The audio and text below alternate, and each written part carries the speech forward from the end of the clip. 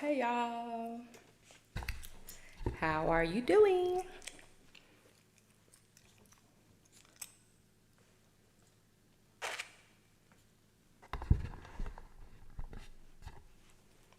Hey. How's my volume sound? Is it okay? Hey, Shanika. How are y'all blessed folks doing? Los estudiantes of nursing. Look at that Spanglish. It's almost Christmas. Are y'all out of school yet? I know some people are like, oh my gosh, I'm so glad to be out.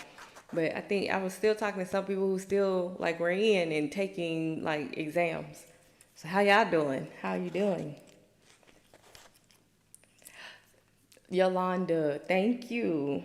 You're amazing. You are amazing. Y'all are students of nursing who have sacrificed so much with family and health and mental health and time and to take care of others. You are all amazing. And I just want to help you get there so y'all can come help me because I'm tired. How's my volume sound? Does it sound okay? Is it echoey? Is it too loud?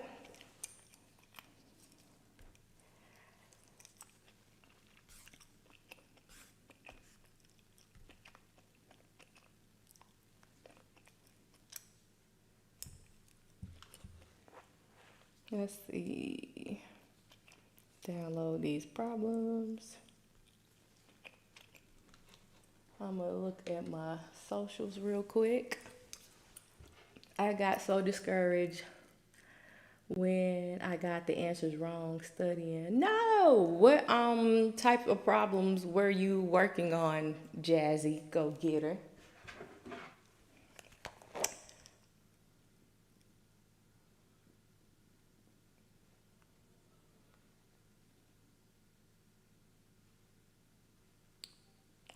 Dimensional analysis, like, okay, was it like a thank you, LLJB. How you doing tonight? Like Jazzy, was it like um a drip, heparin, weight based? Like what type of problem was it, or is it just all of it with dimensional analysis?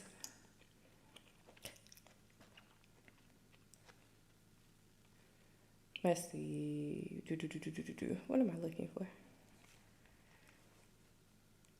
Good. I'm glad you're okay. I'm glad you're understanding it better too. That's what's up. That is what's up. I'm excited to hear that.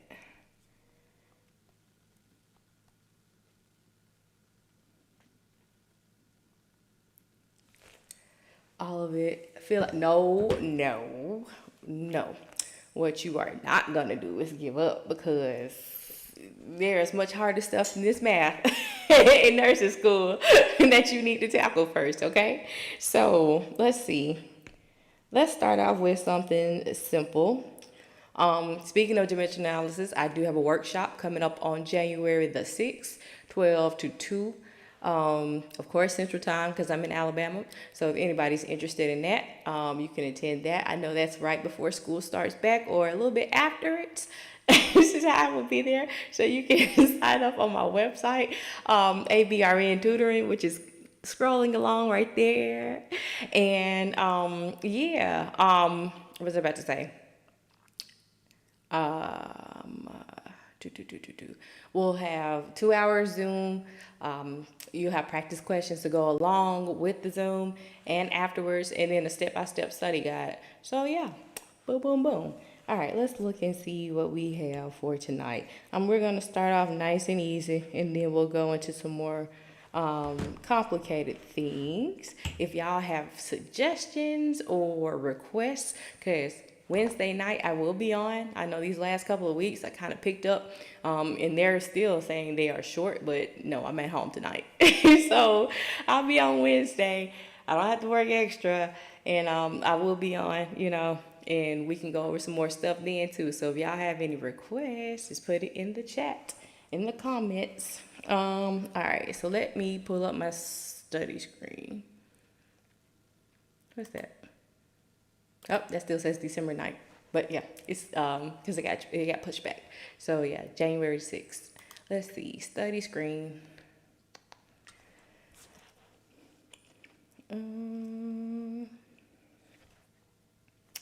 What am I doing here?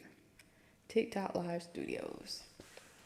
You just started dosage last week, and I'm so lost on where to start. Well, for starters, you should start.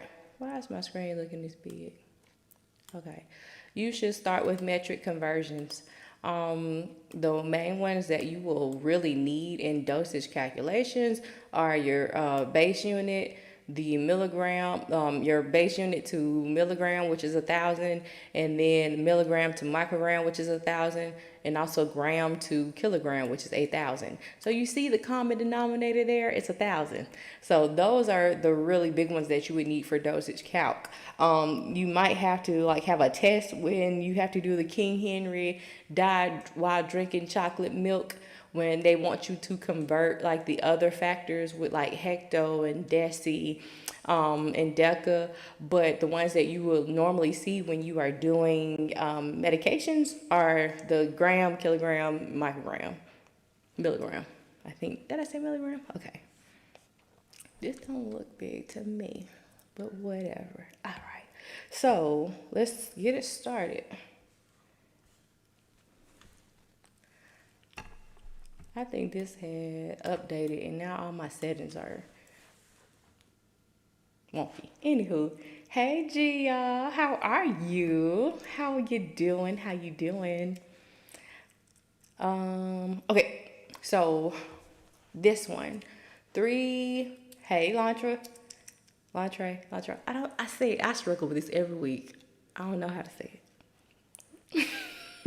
But hey, all right, so milliliters to so you have metric going to household. So when you do your conversions, I like to write like the relationships the relationships to the side so that you can see what it is that you need to work with. When you have dimensional analysis, I like to start with what it is that I am looking for. If you start with what you're looking for, you don't have to go and find it, okay? Now, that is my disclaimer. A lot of people say, well, I like to start with the doctor order or what's available or whatever.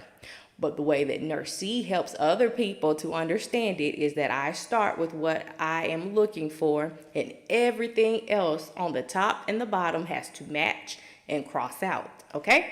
So we know that 1 cup is 8 ounces.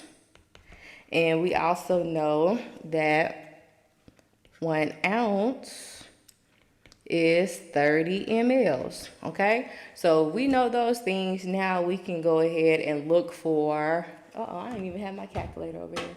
We can go ahead and look for cups. So if we're looking for cups, I'm gonna go ahead and put my cups on the top. So I'll use that. So 1 cup, I mean, this is just all off. I think Gigi got a hold of my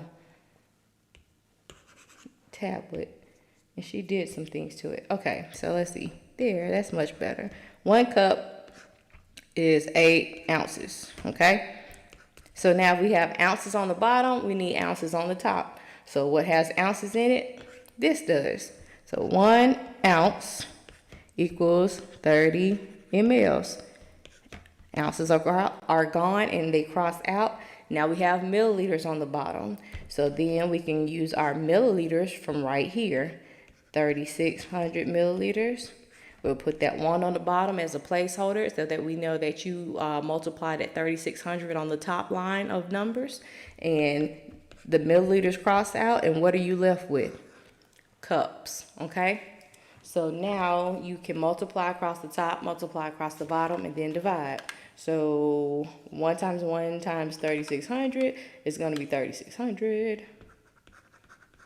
And then 8 times 30 is 240. So 3,600 divided by 240 is going to be 15 cups. Okay? How you like that? Easy enough, right? Yes. Yes. Okay.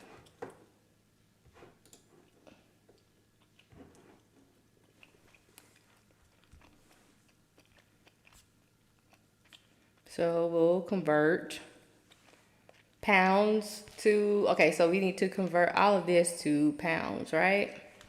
See, I don't know why this is like this. Okay, so boom. We know that there are 16 ounces in 1 pound. Now, I don't like how this is either. Oh, y'all, okay, hold on.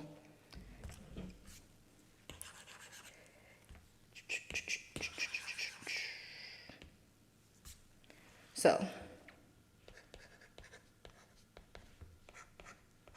okay, so we're looking for pounds, right? So we need to convert this part to pounds because we already got 13 pounds. We need to convert the ounces. So if we're looking for pounds, we'll say 1 pound over 16 ounces, right? And then we'll put our ounces from the problem right here on top and put it over 1 ounces, then cross out. So then that'll be 10 divided by 16, which equals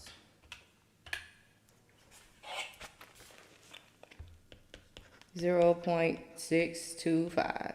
So you'll add that to your 13, and so that'll be 13.625 pounds. Okay? Simple enough. Some things you just gonna have to know by heart, and some things you can kind of, use shortcuts and skate through. But yeah, that ounces and your milliliters and your cups, all of that, you're just gonna have to know. And let's see, convert the time to hours and minutes. So this you see in a lot of the IV questions.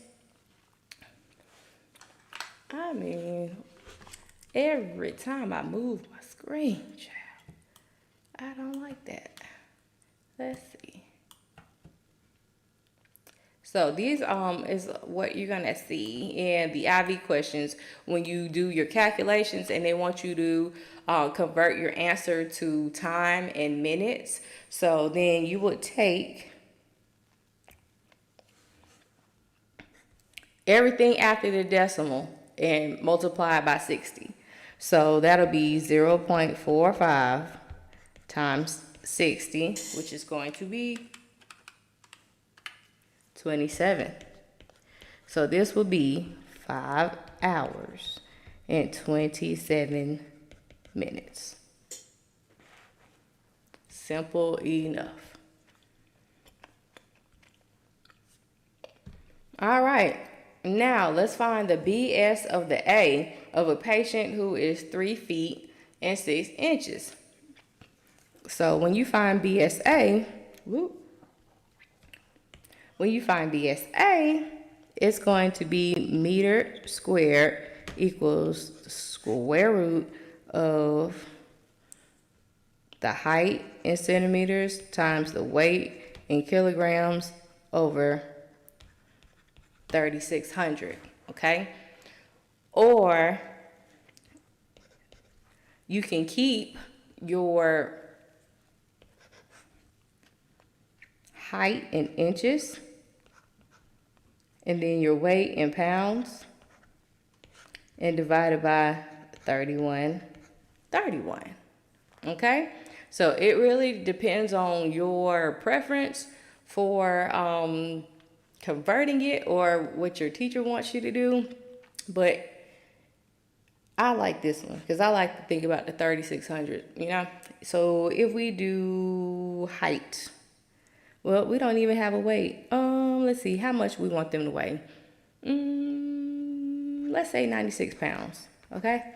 So if we do 96 pounds, we know that that'll have to be divided by 2.2 because there are 2.2 pounds in 1 kilogram. So 96 divided by 2.2 is going to be 43.63 kgs. Now to change your height, we know that there are 12 inches in a foot. So if you do 12 times 3, that's going to give you 36 inches. Then you got 6 more inches. So plus 6 more inches, and that'll be 42 inches. Then there are 1 inch equals 2.54 centimeters. So you have to convert your inches into centimeters. So if you are trying to find centimeters, you will do 2.54 over 1 inch times 42 inches. So 2.54 times 42 is 106.68 centimeters. Now you can set up your problem. So it'll be your centimeters, so 1.68 cms times your kilograms, 46.63 kgs, and divide that by 3,600 and take the square root. So 106.68 times 46.63 divided by 3,600 equals 1.29, and then hit the square root button and it'll be 1.13 meters squared.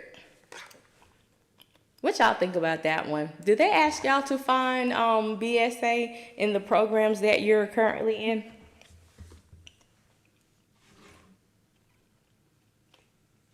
Meters squared. Nope. Like, I know when I was in school, we had to do it, but we just just went over it. Like, they didn't make us find a dosage calculation with meters squared. But my luck, they will. Yeah, they try to throw some things in there, but you'll be ready. All right, so Reconstitution. Drug A is 125 is to be added to 1 liter of lactated Ringer's IV solution. Available is drug A, 1,000 milligrams in a vial, which is to be reconstituted and yields a concentrate on the concentration 400 milligrams in 3 mLs. How much of drug A will be added to the IV solution? So we are trying to find out how much of drug A will be added into your IV bag to give to the patient, right? So when it says to be reconstituted and yields a concentration, that's what you need to look at. So all of this fluff right here is gone. We don't even care about this liter of lactated Ringer's because it doesn't matter right now. We know that we are looking for 125 milligrams of this available drug concentration, and then that's what's going to get added into the fluids. So we are looking for milliliters. That is our goal. So if I'm looking for milliliters, I'm going to start with milliliters. So that's going to be 3 mLs over 400 milligrams. I took this from right here. Note that even though the 3 is on the bottom and the 400 is on the top in this problem up here, you can flip-flop them, okay? So when you are working your dosage calculations problems out and you're like, well, this is on the bottom, I need this to be on the top, it is flip-floppable, if that is a word, okay? So now we have milligrams on the bottom. We need milligrams at the top to cancel out. So I'll use this right here. That's my drug that's ordered. So 125 mgs. We'll put it over 1 to show that you are going to multiply that across the top. Milligrams are crossing out and we are left with what? mLs. So 3 times 125 is 3 times 125 is 375. And divide that by 400.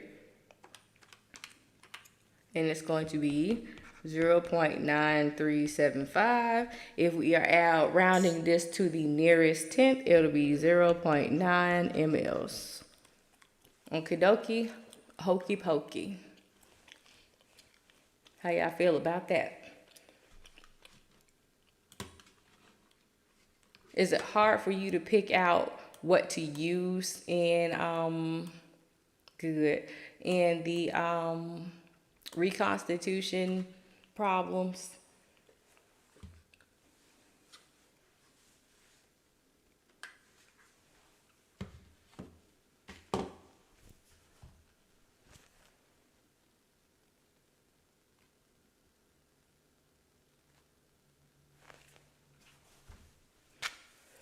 As I feel like a lot of people see add such and such amount of water and the vial contains 1,000 milligrams and this and that. You're just like, where do I start? What do I pick out? The concentration. Concentrate on the concentration. You'll never go wrong. If you look for how many milligrams per ml, units per ml, whatever per whatever, concentration. Concentrate on the concentration. All that other stuff is fluff and it does not matter for the purposes of you figuring out the dosage calculation problem. Okay? Okay. All right. So the doctor orders drug B. My hair is getting in the way. 500 milligrams by mouth and 3 divided doses per day. The pharmacy has drug B to be reconstituted with 4.3 mLs of water to yield a concentration of 75 mgs per 5 mLs. How many milliliters will the nurse administer to the patient for one dose? Question mark. Okay, so this one has a lot of information in it, doesn't it? It does. Okay, so what is ordered? Drug B, 500 milligrams, and you're to give one dose 3 times a day. Okay, cool. So the pharmacy has this vial of powder that needs to be reconstituted, and you got to add 4.3 mLs of water to it. Okay, cool. Nice to know. Reconstitution only means that you're adding water or a liquid to the powder to shake it up and make it a liquid again. That's it. So what are we looking for? The concentration. So this is what you have, okay? Right there. So we are looking for ml. So our goal is milliliters. So if I'm looking for milliliters, I'm going to start with milliliters. So 5 milliliters over 75 milligrams. 500 milligrams over 1, because that's what I get from my order dose, is going on the top. Milligrams are now crossed out. And then we'll have 500 times 5 divided by 75.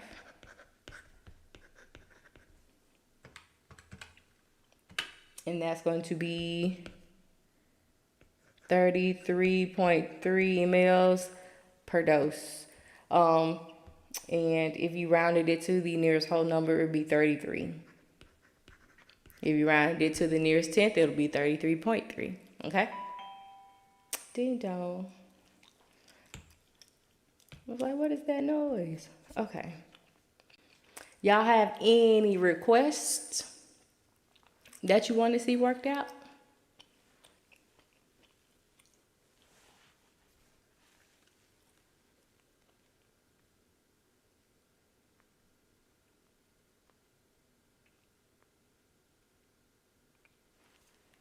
Drips. Drips, drips, drips. Okay. We could do some drips. I have no problem with that.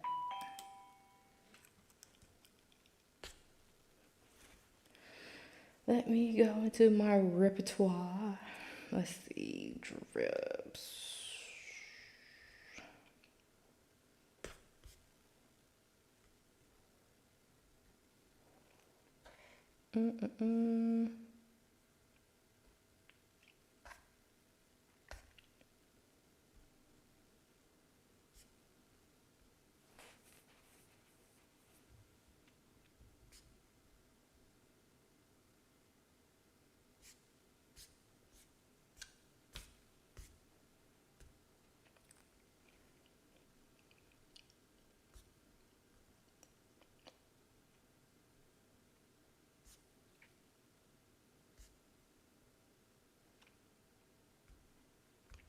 Alrighty. And somebody said safe dose. Okay. We can do some safe dose too. Why is this not working? Here we go.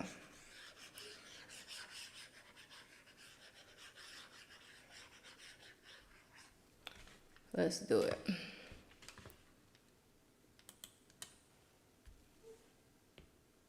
So the ordered amount is 500 mLs of D5 half normal saline to infuse in 6 hours. Your drop factor is 20 drops per ml. What is the flow rate?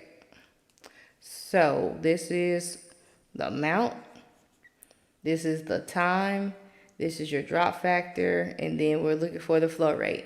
Because this is a drop factor with a gravity set, you will be looking for a goal of drops per minute.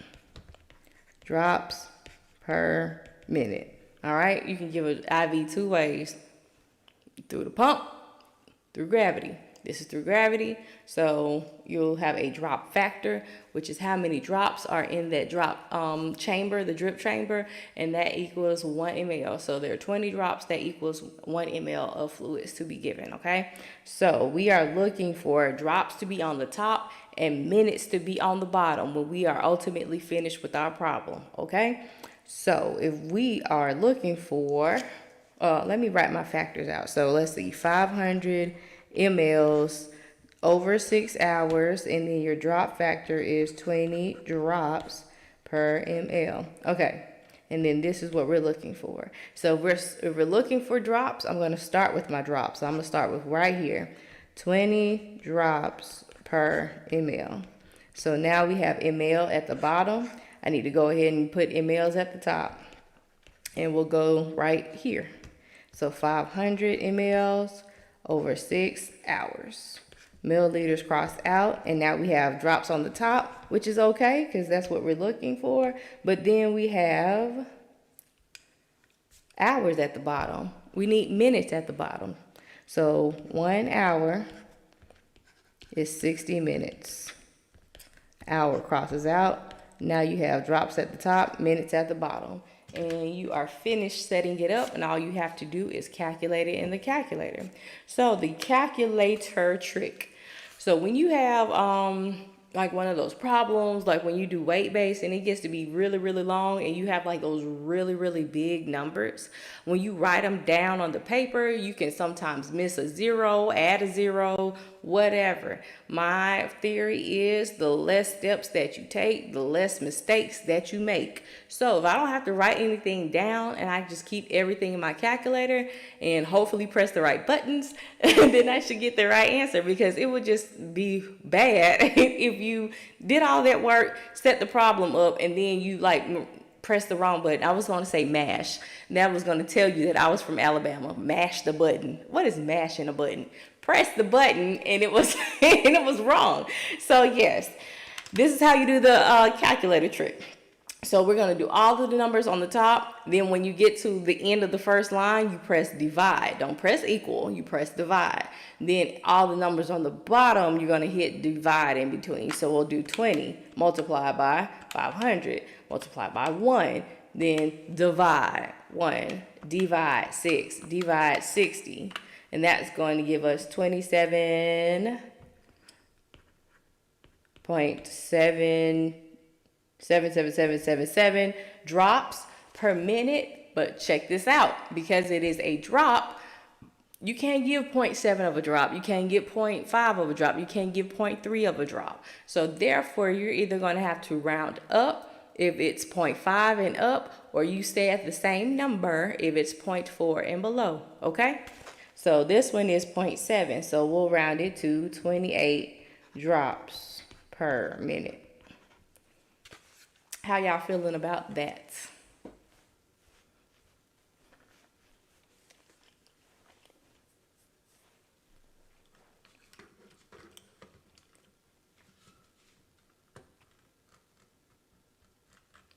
Who was that? That was, let's see, was it Jazzy? Are you still here? Needs to be pretty good. I just get overwhelmed doing it by myself. Yeah, and that's understandable. You'll get better as you keep continuing to do them.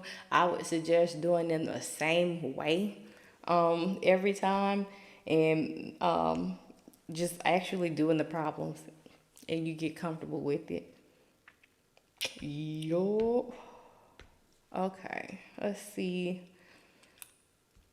Can we find another one? What kind of programs are you in? Let's see. LPN, RN, BSN, accelerated BSN.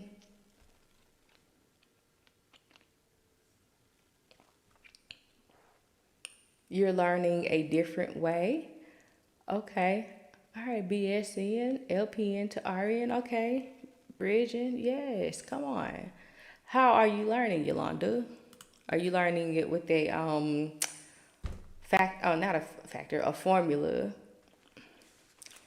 You can plug it into formulas, but the thing with formulas is like for if what you do when you do formulas with the drip rate, you have to put the bottom number in minutes. So if you had like 500 mLs over 1 hour and you put it over 1 hour like mistakenly, that's gonna mess up your whole problem. So if you are not good at like memorizing formulas, then yeah. Dimensional analysis is good. Nisi, I used to feel you are me, I am she. I used to really, really not like dimensional analysis. I used to hate it. I used to hate when people like, oh, dimensional analysis. I didn't want to hear that. Like, I was a pharmacy technician. I did dimensional analysis for like my certification test, but I still just didn't like it. I used to like ratio and proportion. That was my favorite way of doing it. But once you get to like those critical drips and like if you don't really understand, because you can solve it that way, it just takes more steps. So if you don't understand how to convert a weight, then have to multiply the weight by the number that's given, then finding out how many milligrams or micrograms is in that hour, then converting it that way and finding how much, you know what I'm saying? You can get lost in it. So dimensional analysis, the way that, when I started, doing this, I was like, and then I figured out like, okay, I like to do it with starting with what I'm looking for, then everything else kind of falls into place. And I was like, I see what the girls was talking about back then. So I was like, you really don't have to memorize nothing. It's like a puzzle. As long as everything is on the top and on the bottom and it crosses out, you're left with what you're looking for. 9 times out of 10, you're going to get the right answer. But like I said, to each its own. I don't discourage anybody from using ratio and proportion or formulas. Whatever way it takes for you to get up out of there, you do it. But yeah, so I know a lot of people come on here request dimensional analysis, so that's the one that I use the most, and that's my personal favorite too, because like I said, it's like a puzzle, it's fun. But yeah. Let's see, ratio and proportion. So why are you saying give it? So am I saying give it a chance? Yes, I am saying give it a chance. Because I think we tend to not like what we don't understand. So if you kind of understand it better and see what to use and how to use it, I think you would enjoy it too. And I think it would be better, you would like it, because with ratio and proportions, you do have to take 50 million steps to then set up a ratio when you get to those critical drips. I'm just being honest. While as in dimensional analysis, you set it all the way up across, just multiply, divide, and that's it. Yeah. So 1,000 mLs of D5 normal saline is to be given at 100 mLs over an hour. The IV tubing has a drip factor of 10 drops per mLs. How many drops per minute will be infused? Okay, so our goal. Okay, I need a pencil. There we go. Our goal is to find drops on the top and minutes on the bottom, okay? So we have a rate of 100 mLs over 1 hour, and our drop factor is 10 drops per ml. So that's our drop factor. If we're looking for drops on the top, I'm going to start with drops on the top. And then that is what it will already be at the goal, so I won't have to go looking for it. So 10 drops over 1 ml. Okay, so that's gone. All right, so then we have milliliter at the bottom. We need milliliter at the top. So 100 mLs over 1 hour. See, milliliters are now crossed out. So we have our drops, which is cool, but we have hours at the bottom. We need minutes. So if I do hour at the top, minute at the bottom, there is 1 hour. In 1 hour, there is 60 minutes. My bad. All right. And then now we have our goal. See, it's a puzzle. So now you can multiply 10 times 100, which is going to be 1,000, and then divide it by 1 times 1 times 60, which is 60. So that's going to be 16.6. This is repeating, and we will round that up to 17 drops per minute because you can give 0.6 of a drop. So yeah, I'll do one more drop and then we'll do safe range, safe dose. So Nisi, the ones that I have done so far, is that kind of helping you better see how dimensional analysis is done?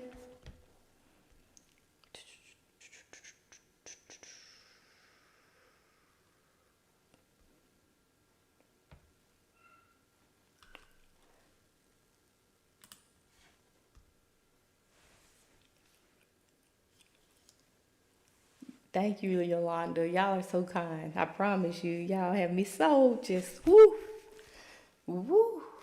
Okay. I'm so excited for y'all. I've been seeing everybody post their pin-ins and graduations and all of that. And I'm like, yes, nursing students.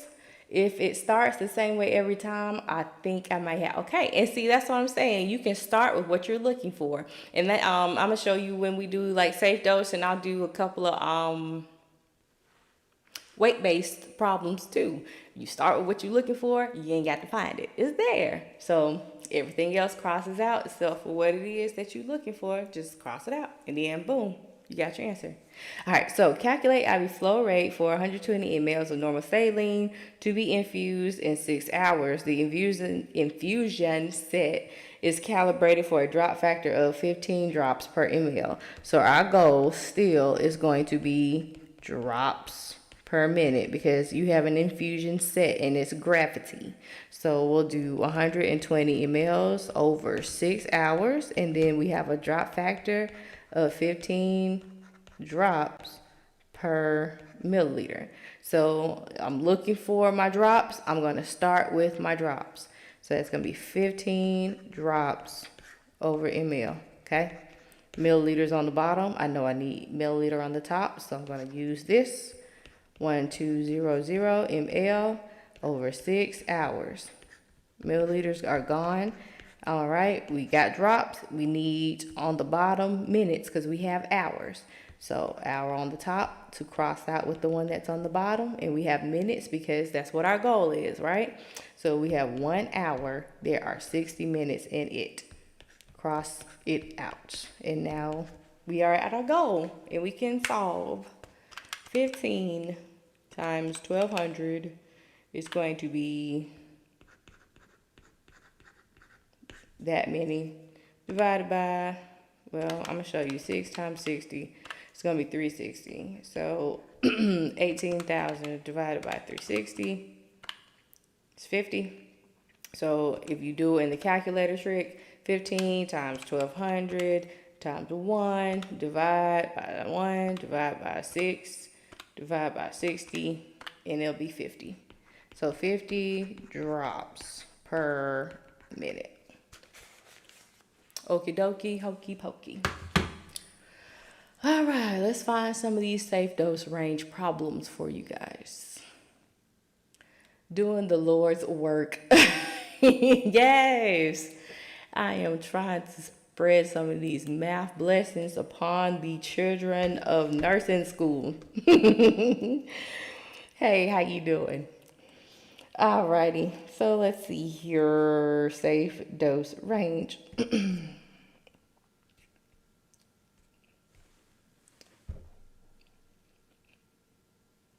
Mm,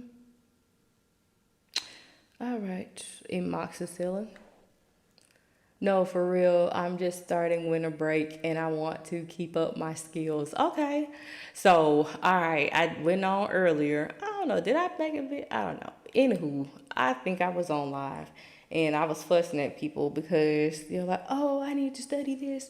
I need to study that. Study taking a break because you need a break. You can't pour out of an empty cup. I understand, like these lives, they're very informal. They're kind of fun. I think I'm a little interesting to watch. Hey.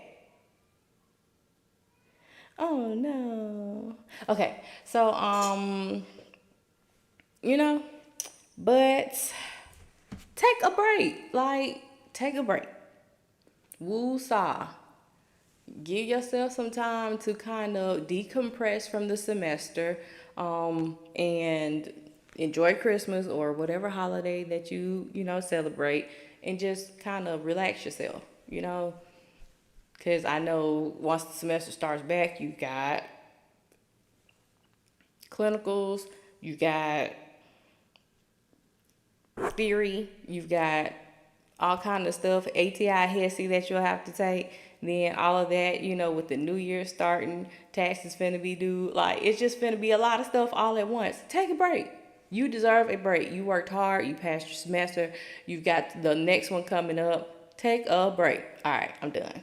So, order amoxicillin, 100 milligrams by mouth every 6 hours. The child weighs 15 pounds. Safe dose range is 25 milligrams per kilogram per 24 hours to 35 milligrams per kilogram to 24 hours. What is the safe 24-hour range? And is the ordered dose safe for a 24-hour period? Okay? All right. So, this is your order, okay? So that means that one dose of 100 milligrams is orally to be given every 6 hours. So if there is an order for every 6 hours, how many doses is that in one day? Well, you figure that out by doing 24 hours divided by 6 hours, and that's going to be, 4 doses. Y'all got it, okay? Cool. So we're going to let that sit right there, okay? We're not going to touch it. So when I do these and other weight-based problems, I try to figure out, like, what is it that I need? Patient prescription product. So this one does not have a product to be given because we're just trying to find out, A, is it what's the range, and then B, is it safe? We're not figuring out a dose to give, but if we were, we would need the concentration of the medicine that's available.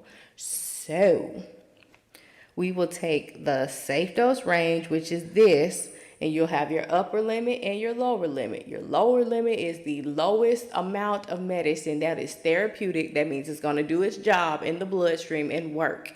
The higher limit is the most that they can have without it being toxic, okay? So if it is between those two numbers, that is your green zone. If it is anywhere outside of those two numbers, it is the red zone, okay? So at or in between those two numbers. A lot of people get confused. I'm like, is it safe? Is it not safe? I don't know. Okay. Green zone, yes. Red zone, no. All right, so let's figure it out. So we'll take the first number, which is 25 milligrams per kilogram per day, okay? And so we are looking for a 24-hour range. So we're looking for milligrams per day. So our weight is in pounds. So we will need a conversion. So 1 kilogram is 2.2 pounds. So then kilograms are gone, and then Pounds are at the top, and then we have milligrams on the top per day. So we'll do 25 times 15 divided by 2.2, and that is going to give us 170.45 milligrams a day. That is the least amount. And then we'll do the most amount is going to be the most amount. The most that you can give is 30 milligrams per kilogram per day. So we'll do it the same way as we did the lower limit. Our weight is in pounds, so we need to do a conversion. 15 pounds over 1. It's crossed out. So 30 times 15 divided by 2.2 is 204.54 milligrams per day. Okay, so that is your safe dose range. So that is the answer to A, right? So you have what, 170.45 mgs to 204.54 mgs, okay? So now what we need to do is be some police men and women and figure out if what the doctor, no, we're nurses. We'll figure out if the doctor, what they wrote is between these two numbers, okay? So if it's in between these two numbers, it's safe. If it's below that, not safe. If it's above this, not safe. If it's in between here, it's safe, okay? So 100 milligrams by mouth every 4 hours. So we need to figure out how many milligrams is that in one day, right? So you have 100 milligrams in one dose, okay? And then you have 4 doses, because remember y'all told me earlier it was 4 doses in a day. So 400 milligrams per day is what the doctor has ordered. So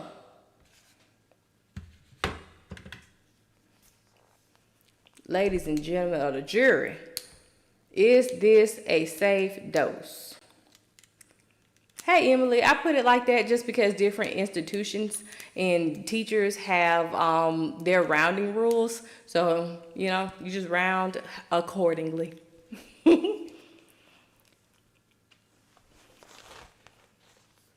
Not safe. No.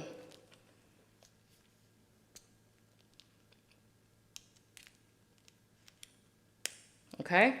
It is not safe. Everybody kind of understand why we did it the way that we did it? Do I need to go back and rework any parts of this problem?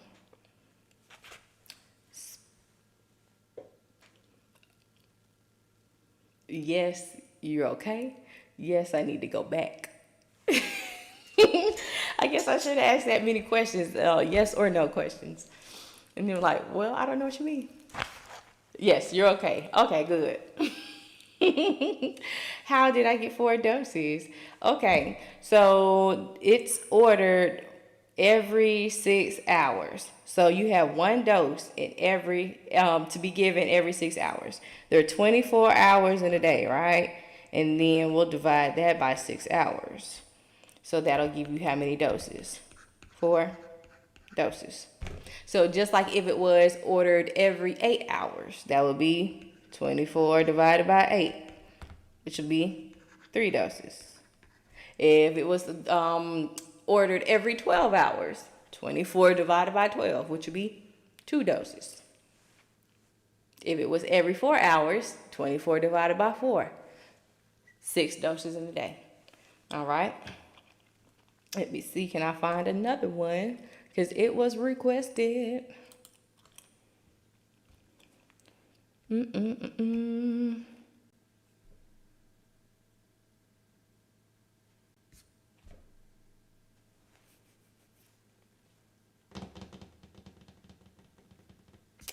Let's see here. Let's see here.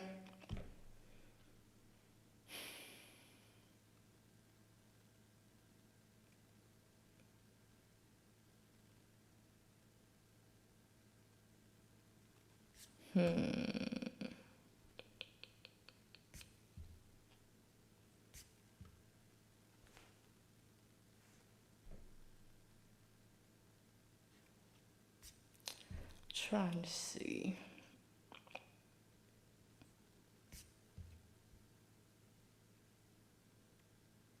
All right, let's do this one.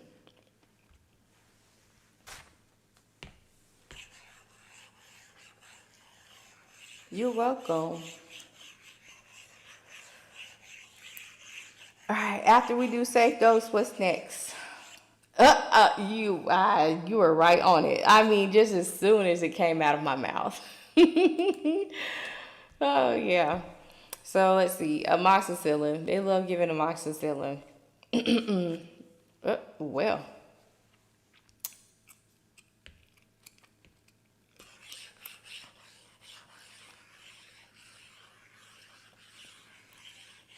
Real players make mistakes too.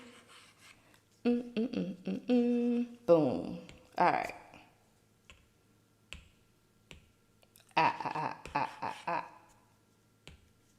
There we go. So, amoxicillin, 150 mgs by mouth every 8 hours. The child weighs 33 pounds. The safe dose range is 6.7 to 12.3 milligrams per kilogram every 8 hours. Amoxicillin is on hand as 125 milligrams per 5 mLs. So is the dose safe? And if so, how much would the nurse administer for one dose? All right. So we got, this is our order. And the child weighs that. And we have this to be given per dose, okay? So, because that says every 8 hours. So this is how much they can receive every 8 hours. So it's per dose. So when you see that, don't get confused, all right? We're going to do it the same way we just did this last one. We're not going to touch this right now because that's the order. That's what we're going to use as a standard to check and see. So we'll find out our range. So 6.7 milligrams per kg per dose.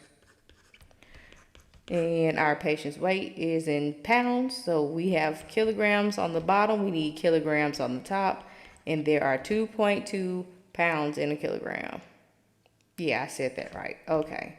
And then we'll put our pounds on the top over 1. So now we can use our handy dandy calculator. 6.7 times 33 divided by 2.2. And that's going to be 100.5 milligrams per dose, okay? And then we'll do the same way for our upper limit. 12.3 mgs. And you guys make sure when you are doing dimensional analysis or any part of your dosage calculation, write out your units, because numbers can just be like numbers, you know, they become meaningless. It really matters with the units. So I know a lot of people just want to just write it. No, write your units out so you can see that they need to be gone. All right. So kilograms is gone, pounds is gone. Then you got milligram per dose. So 12.3 times 33 divided by 2.2. And that's 184.5 milligrams per dose.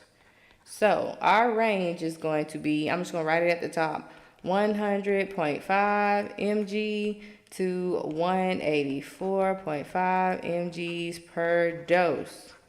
Alrighty, so now our order is 150 milligrams per dose, okay?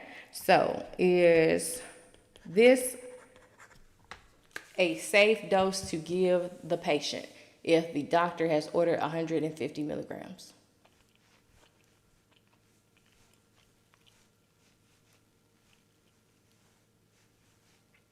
Is it safe? Is it safe? Is it not? Is it not? Yup. Yup. It's safe. Okay? Because if these are your numbers, anything below that is not safe. Anything above this is not safe. But if it's anywhere in between or at those two numbers, it's safe. And 150 is somewhere up in that mix. So it's safe. Okay? So since it is safe, because it said, is the dose safe? And if so, how much would you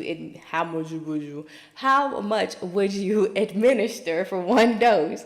So you got 150 milligrams by mouth every 8 hours. So that's one dose, okay? So we're looking for mLs. I'm going to start with mLs. So that's 5 mLs over 125 milligrams, okay?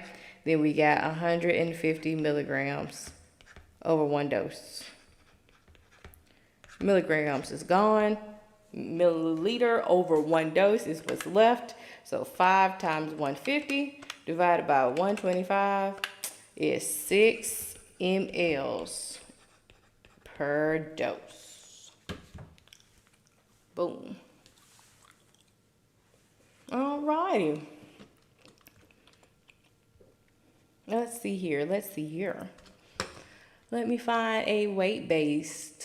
If y'all are enjoying this live and it is helping you understand dosage calc just a little better, I appreciate some likes into the algorithm so it can help other nursing students find our study sessions and come and pass with us. Let's see. What am I looking for? Weight-based. Yep. And these are my absolute favorite. Yep.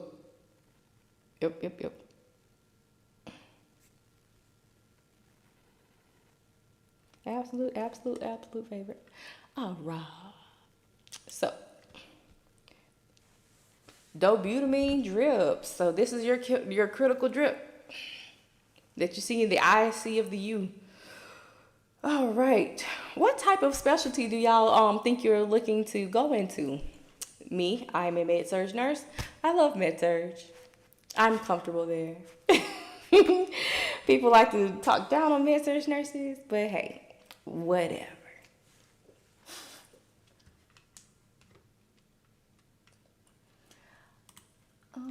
Let's see.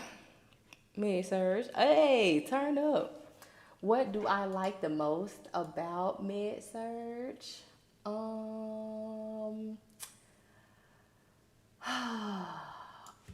What I like about med-surg the most is that it's a little bit of everything. You still have to, I don't want you to think that it's just task oriented. You still have to know stuff. You still have to know, you have to assess. You still have to pay attention. You still have to know your lab values. You still have to know your what to do next. You still have to know what you need to do first before you call the doctor, because that is never going to be the first thing. You always see that on the test questions, and it's like, what do you do? Don't call the doctor first. Like, you need to do something first, okay? Because you call the doctor and they're gonna be like, okay, so what is the da-da-da-da-da? Da-da-da-da-da-da? Da-da-da-da-da-da? You have this thing called SBAR, situation, background, assessment, and recommendation. Recommendation is your part. Hey, I think they could use some Lasix because they have edema. Da-da-da-da-da-da-da. Can you know? So you still have to be a prudent nurse and know what is going on. I think that being in nephrology when I graduated, so I didn't do dialysis, but my patients went to be dialyzed. That population really taught me a whole lot, because you have to know the diet. Like dialysis patients and renal patients cannot eat a whole lot. They have to have labs always drawn, and then their veins aren't really good. So they have either access, a perm cath, a vas cath, or a fistula, or a graft that they have to get dialyzed through. And so like doing those sticks on those peripheral sticks on them, it really taught me how to stick, how to start IVs. Like, I don't know, I just, you see everything in med surg. You see wounds, all kind of stuff, like those crumbly osteomyelitis wounds that you touch the bone and it just kind of crumbles. I know I'm kind of getting deep into it, and y'all see like the glow on my face. But it's cool to me, so I like it. It's busy. It can get busy, and I am a night shifter, so it is a different culture. It is a different climate. We do not sleep. Patients don't sleep. So don't think that just because you go on a night shift that it's like just... No, it's a different type of busy. It's not day shift busy, because I did day shift for years.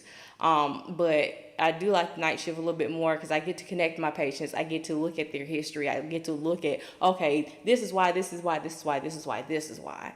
But yeah. So yeah. Okay, I got a whole bunch of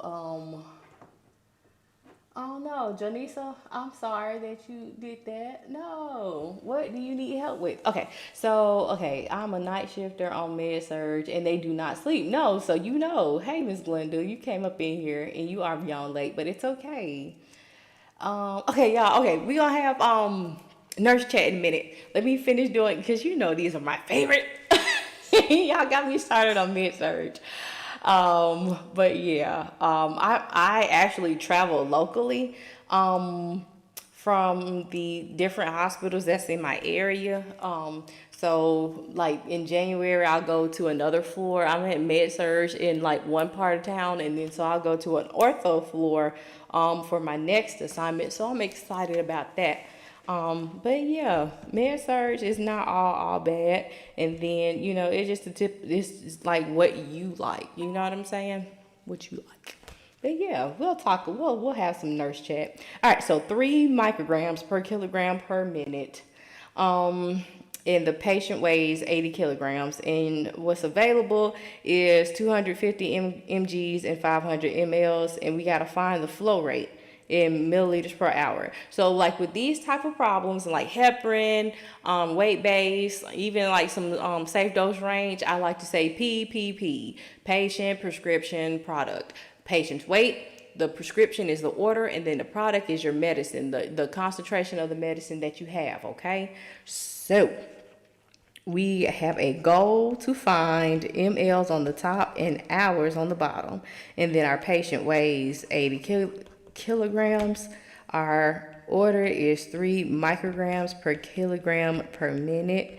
And then our medicine is available in 250 mgs per 500 mLs. So we're looking for milliliters. I'm going to start with my milliliters, okay? So that's going to be 500 milliliters over 250 mgs, okay? So that's gone. Next, we have milligrams on the bottom, so we know that they're going to need to go on the top. And guess what we have? Micrograms. So we're going to need a conversion. So micrograms will go on the bottom. 1 milligram is 1,000 micrograms. Milligram is now crossed out, okay? So then we got 3 micrograms. So we'll use this right here. 3 micrograms per kilogram per minute. So milligrams is crossed out. And then we have our patient's weight, which is in kilograms. It's already converted for us. So we don't need to do the 1 kilogram to 2.2 conversion. We just put 80 kilograms, and I like to put it over 1.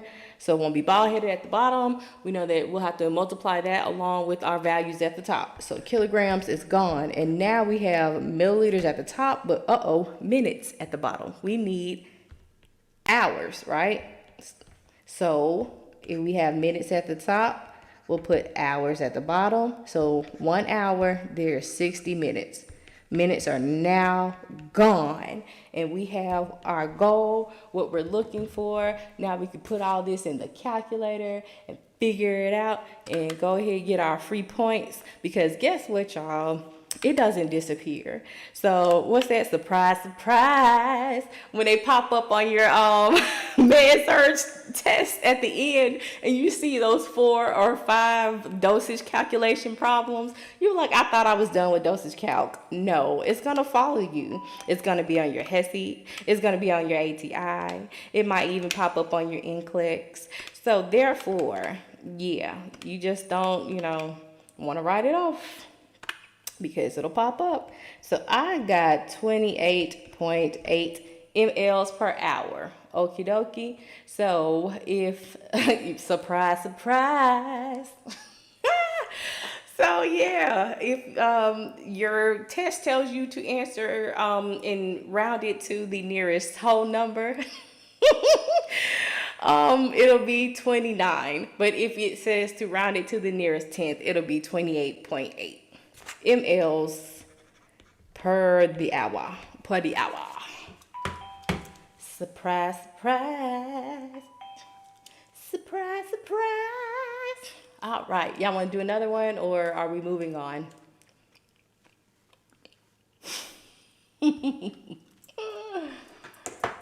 Pop up, but you know what? You're welcome. I used to love to see those problems on the test because shoot, those were 4 or 5 problems and questions that I know that I was gonna get right. You know what I'm saying? So hey, surprise, surprise. All right, so let's see here. Somebody said one more. It was one of them that I said I wanted to do. Is this it?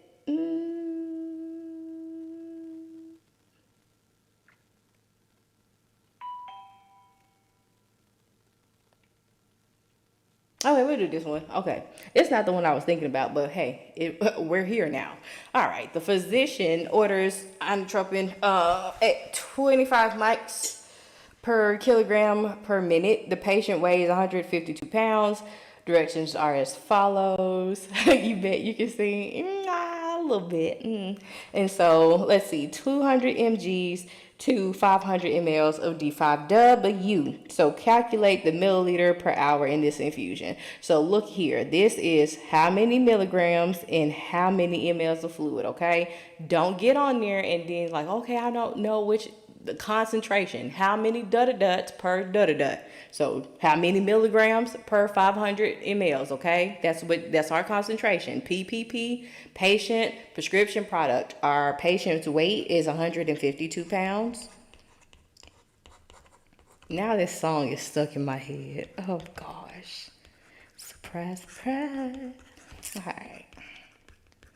And our prescription, okay, is that, and then our product is this. Alrighty, and then our goal is to find ml on the top and hour on the bottom. Okay, so if we are looking for mLs, I'm going to start with mLs. Okay, so 500 over 200 milligrams. That was this right here. And now we've used it, so that's gone.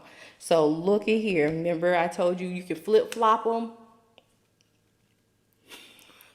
You can flip-flop them if need be, okay? So flip-flop. It's the same way. You know, A over B is going to equal B over A, all right?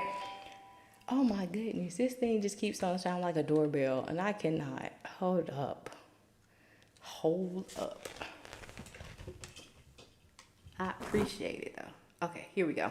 So we have micrograms in your order. We don't have micrograms here, so we'll need a conversion. So we know that milligrams are at the bottom. We need them to go at the top. So 1 mg is 1,000 micrograms. Milligrams have crossed out, and now we can do our 25 micrograms per kilogram per minute. So that is crossed out. And then our patient's weight is in pounds this time, and we need kilograms. So 1 kilogram is 2.2 pounds. Kilograms are now gone, and now we have 152 pounds over 1. Pounds are gone. And then we have minutes still at the bottom. We need hours at the bottom. So 60 minutes is 1 hour. Boom, boom. Okay? So everything has crossed out except for what we're looking for, which is milliliter an hour. So this is what I was talking about earlier when I was talking about the calculator trick. You see all these long numbers, you're going to get a really big number. And instead of writing it down and then trying to put it back in here and get the wrong thing, just keep it in the calculator. So we'll do, oh, this is bothering me. Okay, 500 times 1 times 25 times 1 times 152 times 60.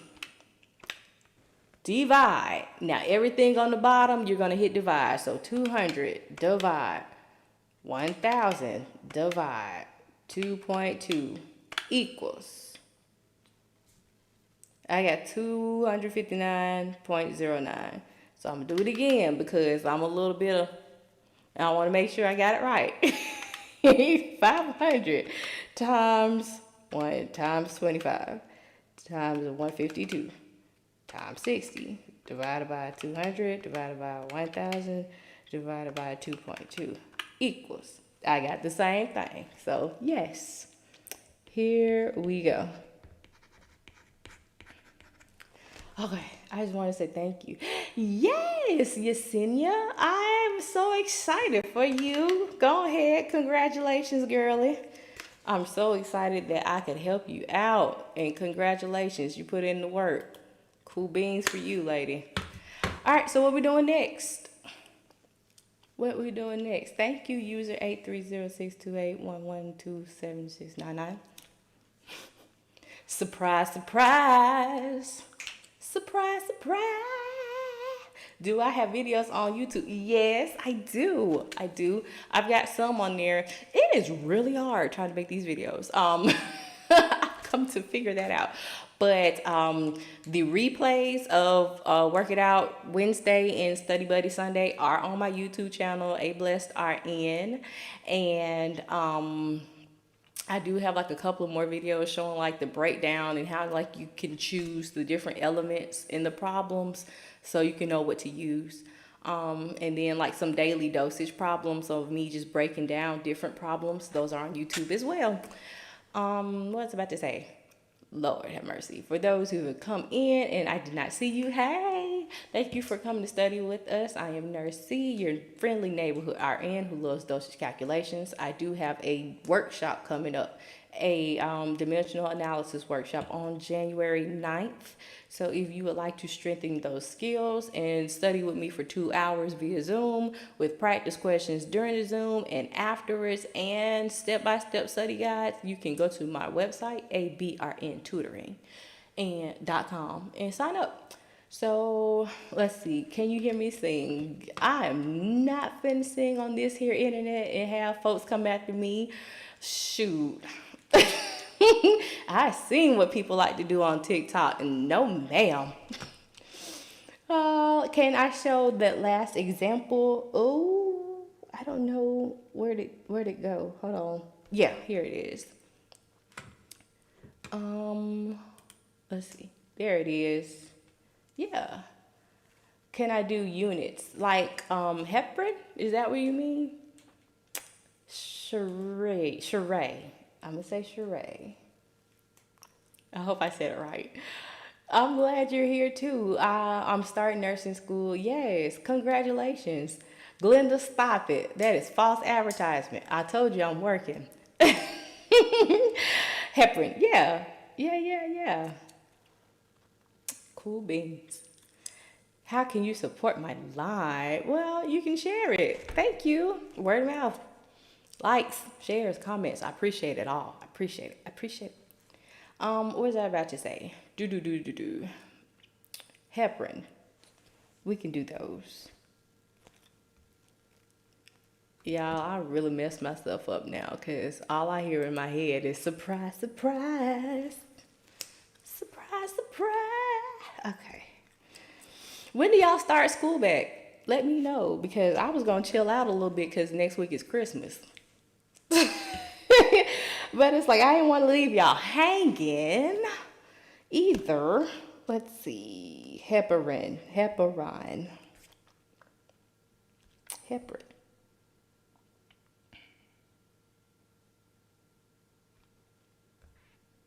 Surprise. All right. Let me stop. I wish I worked. Oh my gosh, Yolanda, let me tell you, I be cutting up at work. But I figure it makes the time pass by. I take, I like what I do. So, nursing is a job. You do get paid, and that's part of working in America. But you really gotta like people too. And I love nursing. I love people. I love seeing the people get well and go home. And hey, it is what it is. There are some, people are gonna people. Like nurses are people, patients are gonna people. So I think like people get disappointed when people, they act surprise. No, okay, for real though. Seriously. So that can kind of like dampen you, because they say they got mean girls and all this. Okay, people are gonna be who they are. But you have to kind of just, be who you are and don't let that change you, because nobody deserves that type of power. Only God deserves that type of power to change somebody, okay? Because we belong to Him. So if I let you affect me and my mood and how I, feel about what I do for a living, then I'm giving you too much power. No, okay? So, okay, you start back January and you just finished, and yes, you passed your exit exam. That's awesome.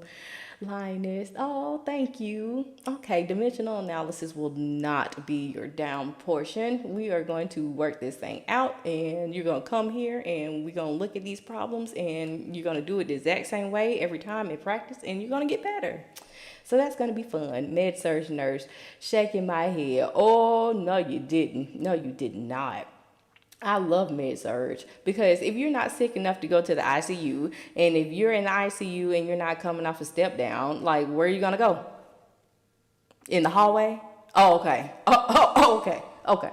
Okay. Yes, I love med math. All right. Cool beans, y'all. Let's do this heparin problem. I want to stay down here in the ED forever. Don't send me to med-surg. Like, what? Says nobody ever. So as soon as they come to the floor, they want their sandwiches and Sprites and Cokes, and I'm going to give it to them too. Then I'm going to sit down and I'll be like, surprise. All right. So your patient who has a DVT is ordered for a heparin infusion to start at 16 units per kilogram an hour per the practitioner's orders. His weight is 80 kilograms. The heparin infusion comes in a 250 ml bag with 25,000 units. Calculate the starting rate of the infusion is a milliliter per hour. So our goal is ml per hour. Okay, so remember PPP, not the loan that you got during COVID, but patient prescription product. So our patient's weight is 80 kilograms. All right, so we'll write that to the side. And our prescription is our doctor's order, which is going to be 16 units per kilogram per hour. And then our product, our heparin, comes in a 250 ml bag, and it has 25,000 units in it. Okay. And we've got our goal right there, smack dab in the middle. And we're looking for mLs. So I'm going to start with my mLs, okay? So 250 mLs over 25,000 units. I'm just going to write U for short because, yeah. So they tell you not to write U because it's like a mid-error thing. So, when you get done or if you have to write units, write out units. So we got units at the bottom. We need units at the top. So we'll use this right here. So 16 units per kilogram per hour. Your units have now crossed out. Now we have kilogram and hour at the bottom. We know that our patient's weight is in kilograms already. So we can put 80 kilograms over 1. Your kilograms have crossed out. And that's everything. everything. So now we have what, mLs on the top and hours on the bottom, which is what our goal is. So 250 multiplied by 16 times 80 divided by 25,000, which is going to be 12.8 mLs per hour. Let me check my comments. Oh, Risa, what did I say that you were laughing at? Okay. Yep. Well, okay, Belle, how do you do this? Do you do this with like ratio and proportion or desired over half? Because you could do it. I know a lot of people come on and they like to see the dimensional analysis, so I can just kind of, go with majority. But if there was ever a moment where you would like to see this worked a different way, I could very much show you. Do I have a book? No, it's in the works. Y'all. It is in the works. And then I'm going to pop it out on TikTok like, surprise, surprise. No, I'm just kidding. Okay, I gotta be done with that because it's living in my head rent free. But does everybody understand how we did this problem? You got 12.8. I did too, Vanessa. Good job. Concentration times order is easy for me since it has no time limit. Okay, so yeah, desired over half. Yeah. I understand. You're welcome. Understood. Okay. Surprise. Let's see. I like to do one with like the... Okay, it's heparin and it's got units in it and it's mLs. So let's figure out how many units per hour the patient is receiving. Okie dokie, hokey pokey. So we got heparin dripping and running at 24 mLs an hour, and the bag has 12,500 units and 250 mLs in it. And we want to know how many units per hour is the patient receiving. So our goal is units on the top and hour on the bottom. Okay? And we will write what we know from our problem. So 24 mLs is going over 1 hour.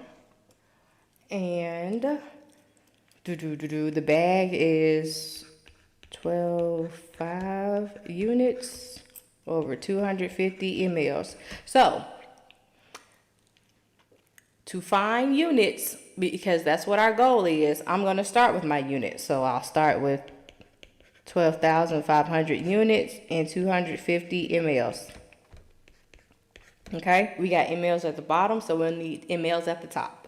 So we'll do our 24 milliliters per hour. Milliliters have crossed out, and what do we have? Units on the top and hours on the bottom, which is what we're looking for, okay? So don't try to overcomplicate these problems. When you set it up and you're like, that's it? Oh, it's got to be wrong. No. If you have whatever it is that you're looking for in your goal, then stop there and multiply across the top, multiply across the bottom, and divide the top by the bottom, okay?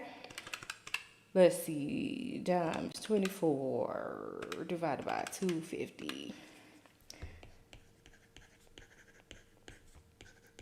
And that's what we got, okay? Good job, Bill. Good job, Vanessa.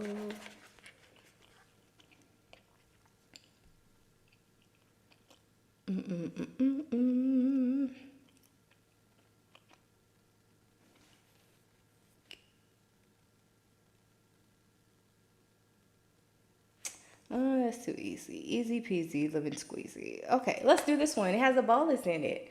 This was helpful. God bless you. Thank you. I'm glad it helped you. And please come back for more.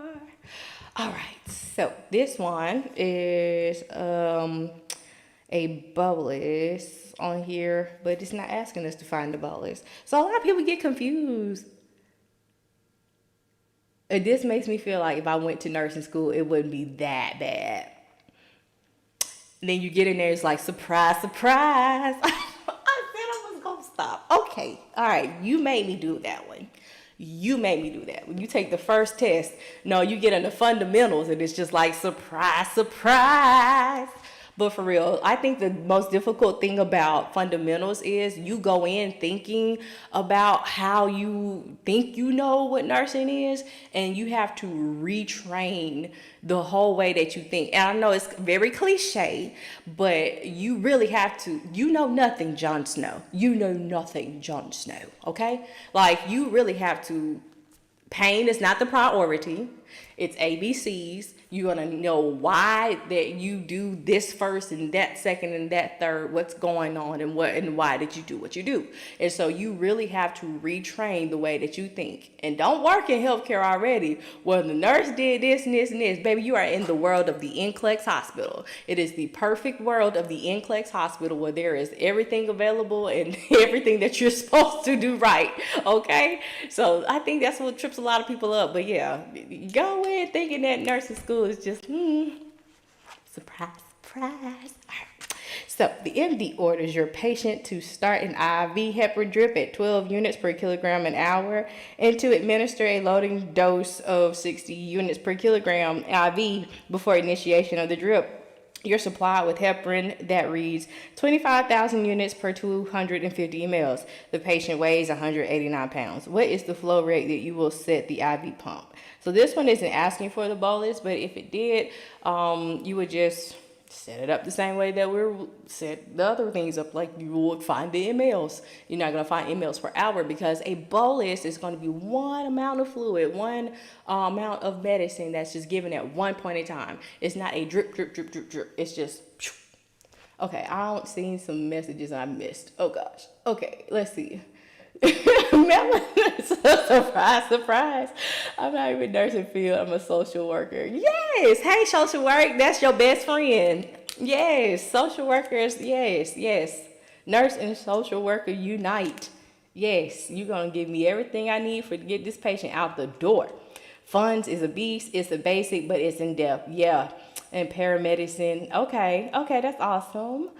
I wanted to be a nurse, but I went a different route. That's okay. You're just as important. Nursing school is surprise, surprise. I'm telling you, it'll tear your butt up out the frame. You be like, what happened? All right. So our goal is ml over hour. And we know patient prescription product, PPP. So our patient's weight is 189 pounds. And our prescription, this is our drip right here. So 12U per kg per hour. And then our product is 25,000 units in 250 mLs.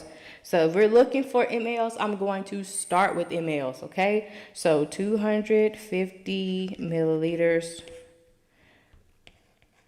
in 25,000 units, okay? Units are at the bottom. I'll need units at the top. So 12 units per kg per hour. I don't like how I wrote that U, but whatever. Okay, kilograms. Now, our patient's weight is in pounds. So we know that we need to insert a conversion, okay? Because we need kilograms to cross out at the top. So do you see how every step that you take, what's on the bottom is automatically going to go to the top and needs to cross out except for what it is that you're looking for. That's why I tell you, start with what you're looking for, then everything else has to disappear, okay?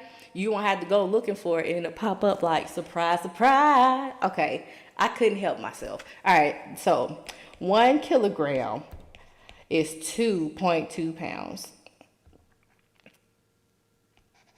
Okay, so kg crosses out, we got 2.2 pounds, and then our patient weighs 189 pounds. Boom.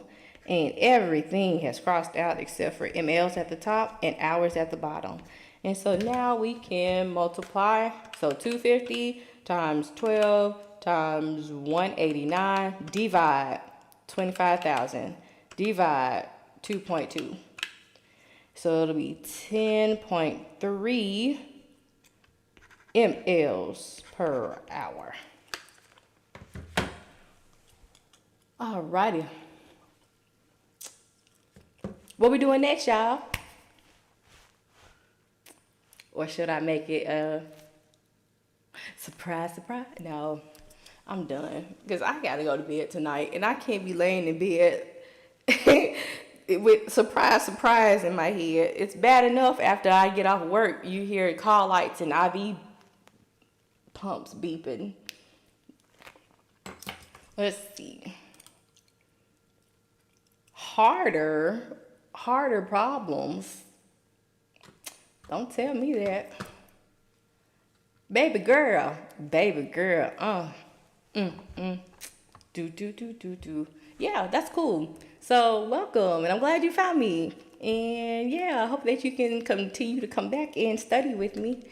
All right, let's look for some harder problems. Okay. Oh, no. Come back. You asked for this, so let's do it.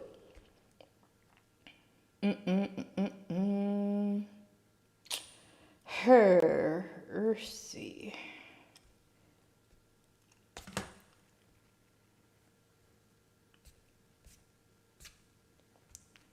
Harder problems. Harder problems.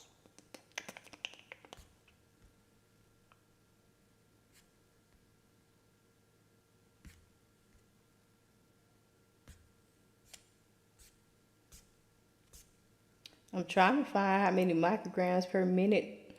Let's see. Pharmacy supplies. Nope. Okay. Oh, thank you. I love you too. You're very, very welcome. Okay, let's see. Here we go. No. Well, we'll do this one. It's not really hard. It's just different. I'm not going to do that. I'm not going to do that to you. Okay. The easiest thing for me right now is tablets and capsules. Yeah. I mean, tablets and capsules, they're pretty straightforward. You can't really mess those up. Do you do the half, then subtract the first number trick? Tell me about it. And now I'm interested. Okay.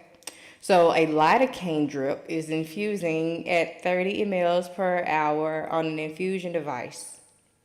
The drug is mixed in 2 grams in 500 mLs of D5W, not DSW. How many milligrams per minute is the patient receiving? Okay. So our goal is mg per minute. Who was what guy?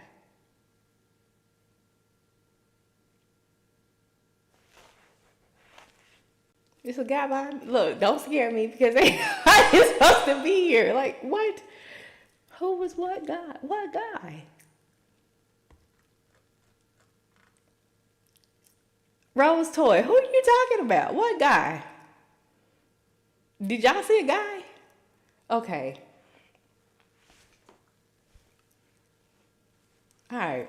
So milligrams per minute is our goal. Because now you freaking me out. All right. So we have a rate going at 30 mLs an hour. The medicine is 2 grams in 500 mLs. Okay. So we are looking for milligrams per minute. Okay. So if we're looking for milligrams, guess what I'm going to start with? Milligrams. But there aren't any milligrams, right? I can put what I want to put on here because I'm going to use a conversion. So milligrams over grams. See, this right here is in grams. So I'm not going to start with that. I'm going to always start with what it is that I am looking for. Okay? That is my rule. I am going to start with what it is that I'm looking for. So we don't have milligrams. So I know that 1 gram is 1,000 milligrams. That's for my conversions. Now I can put this right here. So my gram will cross out at the bottom and the top. So boom, boom, it's gone. Now we got mLs at the bottom. We need our 30 ml over hour. So milliliters are gone, and then we need our hour at the top because we need minutes at the bottom. So 1 hour over 60 minutes. Okay? And cross that out. And you see how we got that. Start with what you're looking for has helped me a lot. Tell it. Tell it. Tell it, Miss Risa. I'm telling you. When I found out how to do that part, I was like, oh, this is it. Yes. You don't have to go looking for it. It don't pop up on you. And whoever said 2 milligrams per minuto is right. A little Spanglish in there. Yay. So y'all see how you can solve any problem. Any problem with dimensional analysis. Then nada. The other way I was doing it was messing me up every time. Well, I'm glad you found a way. Somebody said, oh, hell no. Whoa, back it up. Did it pop up on you? School is over. Have you graduated or are you just on your break? Because I believe in the break. But hey, here we are. Surprise, surprise. Surprise, surprise. What are we doing next, you guys? You will get it. Yep, just keep practicing. Surprise, surprise. You're going to walk up in class January, and they're going to give you that dosage calculations test. You're going to sit down and pull your pencil out and be like, surprise, surprise. You're going to be ready for them. And I'm like, yes. Boom. That's how you do it. I'm so excited. Y'all, you're welcome. You're welcome. You're welcome. You're welcome. I'm on my other socials too. So yeah. Alrighty. So any more? They give them in the beginning of the semester. Okay. Yep. And then is it GBIMI? Give them on your mid-surge or criticals or whatever test that you have, like continuing on. Like my program, it never went away. Like it always was either 4 or 5 dosage calc questions that you were gonna have on your test. And I would get excited because I'm like, hey, I know this. That's 4 or 5 points that I know I'm going to get right, after I have looked at all these select all that applies and it guessed my way. Like, I guess this is right. My program always had dosage calc in every exam. Okay, so it's kind of like a pretty widespread thing. Yeah, cool. Cool beans. Well, if nobody else has any other problems they want to see worked out, this is the part where I open up the floor. You can ask me about med-surg. You can ask me about LPN because I was that before I was an RN. And I did long-term care, wounds, rehab, school nursing, home health nursing. This is Nurse Chat. Hey, what is it? Let's see, my program, okay, good luck. You start January the 8th. So it seems like everybody is pretty much starting that second week of January. So y'all got a good little break. Y'all remember to please take time and take this moment to kind of just woo-saw, like decompress. A lot of people like, hey, I start mid-surge next. What do I need to look over? It's okay. It's okay to go ahead and do your lab values, learn all your electrolytes and what they do. Look over a little bit of anatomy, but don't sit up there and just pour the book on your head. Like, seriously, take a break because you need a break. That's why they give you a break. Just surviving. Do you need to be an RN to be a school nurse? Nope, because when I was a school nurse, I was an LPN. But that is in Alabama.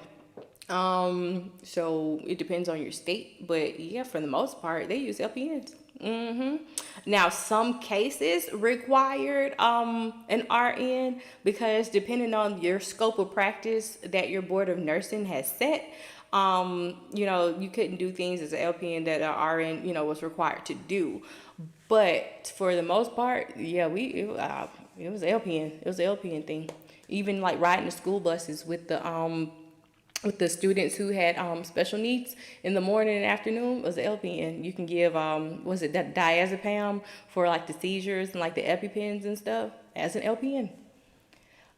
Is there a way to study for a HESI-PN? I think there are a lot of like books or resources out there. I'm not sure.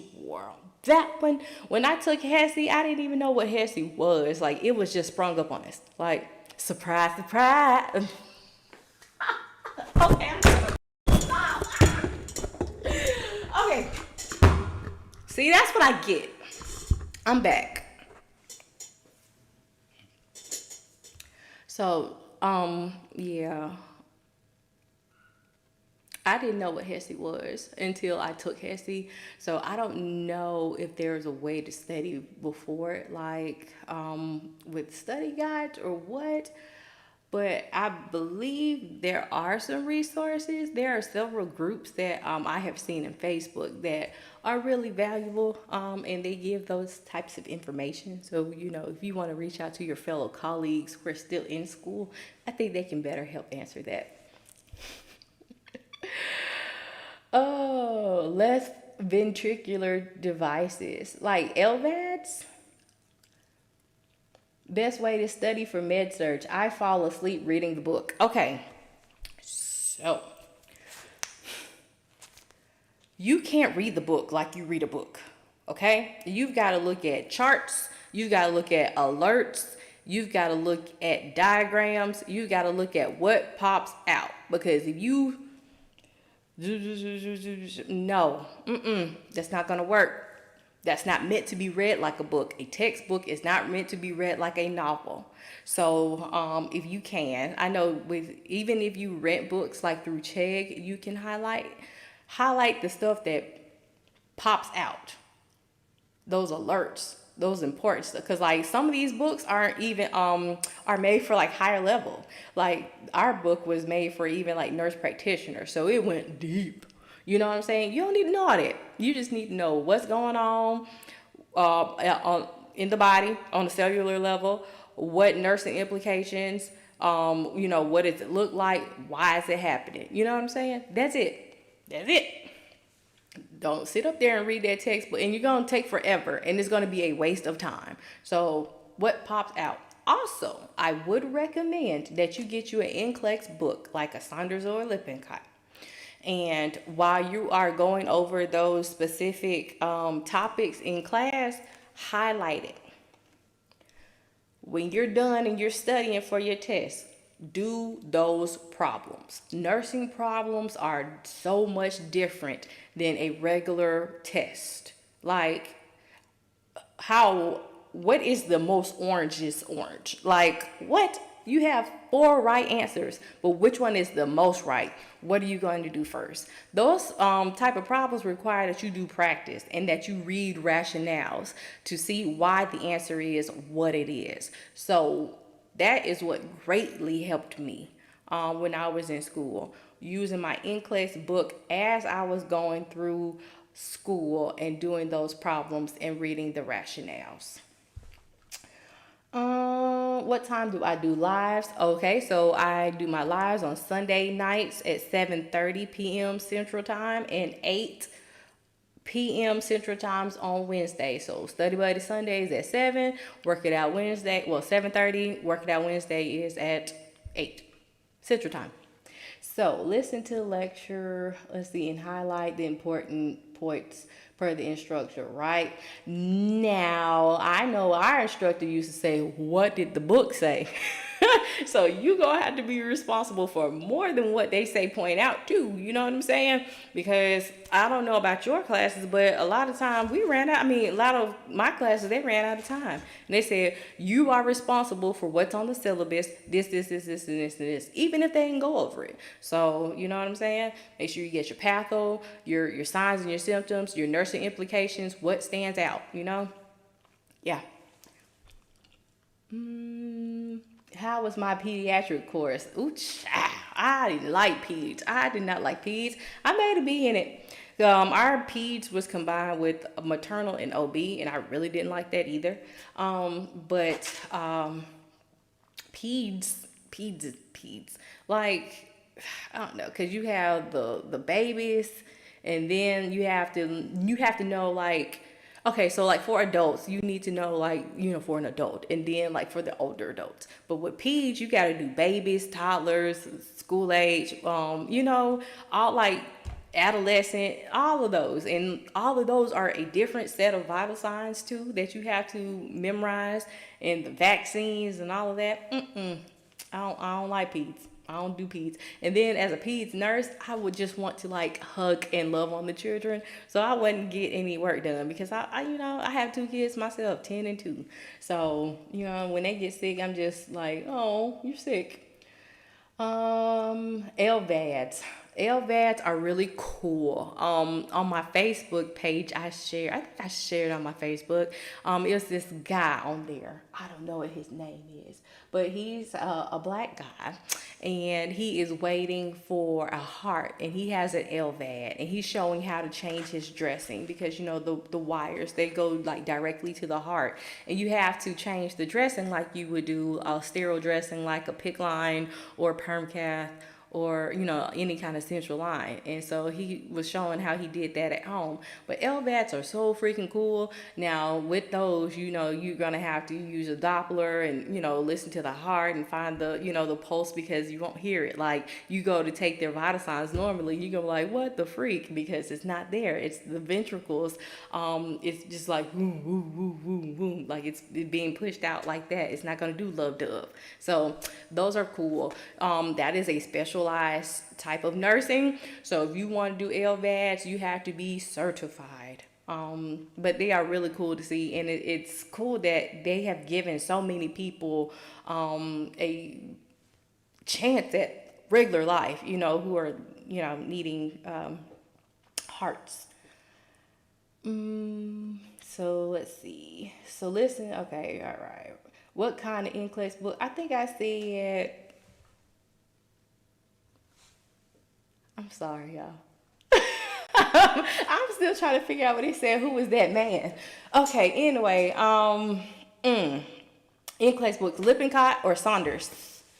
I think those are the two. And like, you can find them, you can get them used if you want. You can go on Amazon. I think they have the next generation ones out. Let's see.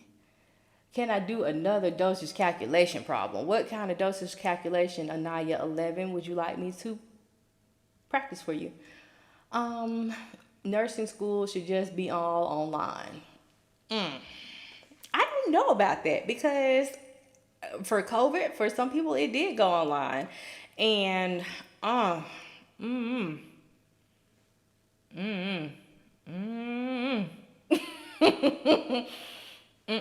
don't think I would want my doctor to be on the online schools, or I wouldn't want my nurse to either, because, like, you know, a lot of people, they give a lot of credit to doctors. Doctors are smart, you know, doctors are doctors, but nurses, you're going to see them more. You know what I'm saying? So I want you to be in class. I want you to be in clinical. I want, you know, you need to have your stuff together. A lot of people think that nursing is just really task driven. And you do have to do things, but you have to think about things too. You need to be able to see things. You need to be able to feel things. You need to be able to hear things. And like, that's not right.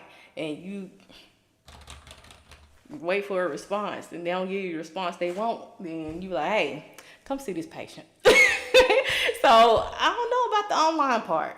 I don't know. I don't know about that one.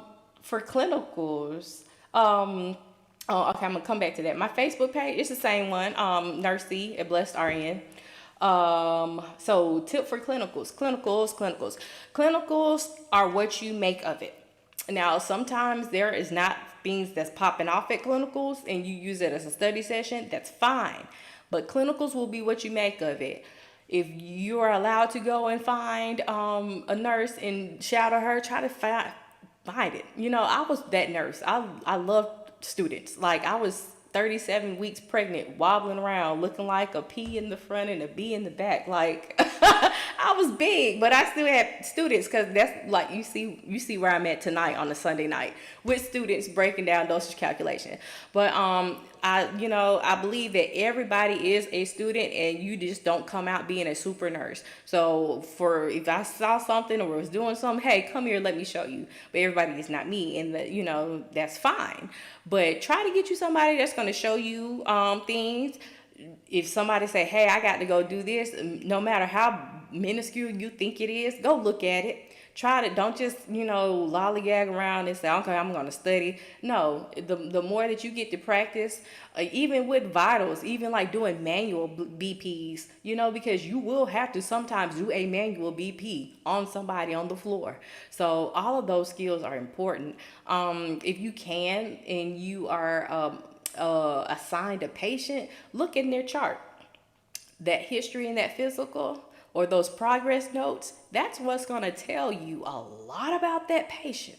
Okay? So I know we used to be assigned a patient and, to take care of, and we had to write out, the whole kind of nursing implications and everything. And so, we were allowed to do that. Of course, we had to abide by HIPAA. So once we were done, it was shredded and left at the hospital. But when you get in the progress notes, you'll see their history, their surgical histories, their what they came in for, what each diagnosis that they're treating is, and what is the plan for it. So some people are like, well, I was on Lasix at home, and they don't have me on that in the hospital. So why? You go to that progress note. Oh, there's an acute kidney injury. We're gonna wait till his BUN and his creatinine increase. Will decrease or improve. So you will find out a lot of things in the chart. So be proactive, be investigative. Just take that opportunity, because that is the time where you can be in the hospital right there in front of the action, and nothing is expected of you. Once you are a nurse, and then you go and you have your preceptorship, and then you're on orientation, and you're expected to perform as a licensed nurse, even though you are training. But at this moment in time where you're a student, be a student and enjoy being a student, and being able to be in the moment and be able to absorb stuff. Now, I know a lot of the things that I learned was when I went to my one-on-one preceptorship. The first night that I went there was a code, and my preceptor, she said, go ahead. I said, go ahead and do what? She said, do compressions. I never did compressions in my life. I went to school the next day feeling like I had beat up about 5 men, and we got little Meemaw back, which was good, but I was like, it's a heart that I'm squishing. You can pump on a dummy all day long, but until you do it on a person, you never get used to CPR. Even just being in the moment and doing compressions or recording, just, knowing that life and death is kind of right there. You don't get over that, but still feeling actually how you have to go and deep, how fast you have to go, and somebody's life is dependent on you. You know what I'm saying? So yeah. I said all of that to say that. Okay. So, okay. Started my first semester. What should I look for in fundamentals? Know your normals. Go ahead and go over medical terminology. Go over some of your anatomy and physiology. You won't dive deep into it until you get to med surg, when you do all of the body systems, but it's good to know your landmarks, because that's what you will use for your injection sites, or how to describe wounds and the locations on the bottom.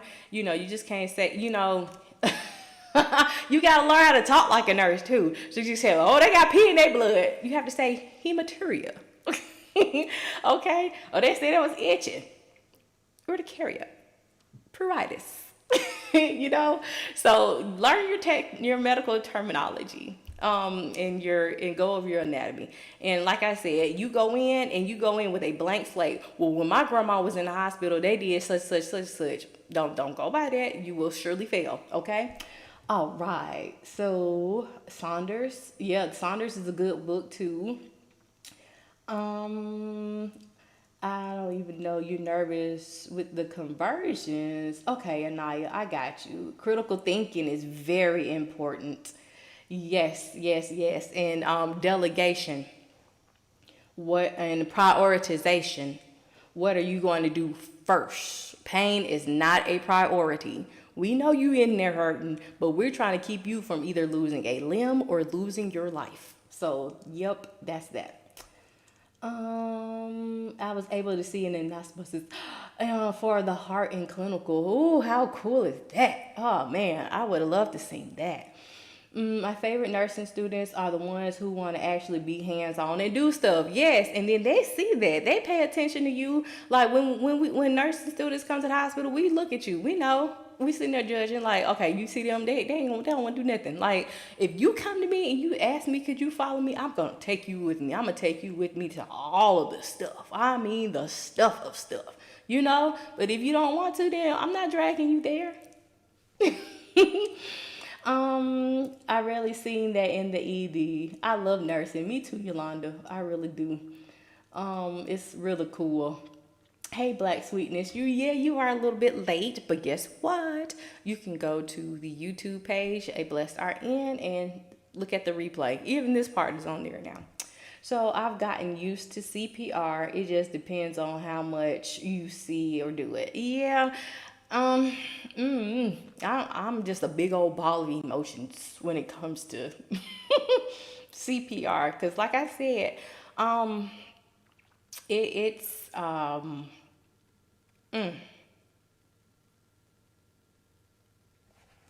it's a moment. You know what I'm saying? Like, it's just a moment. And everything is going so fast and so slow at the same time because you all are working to save somebody's life.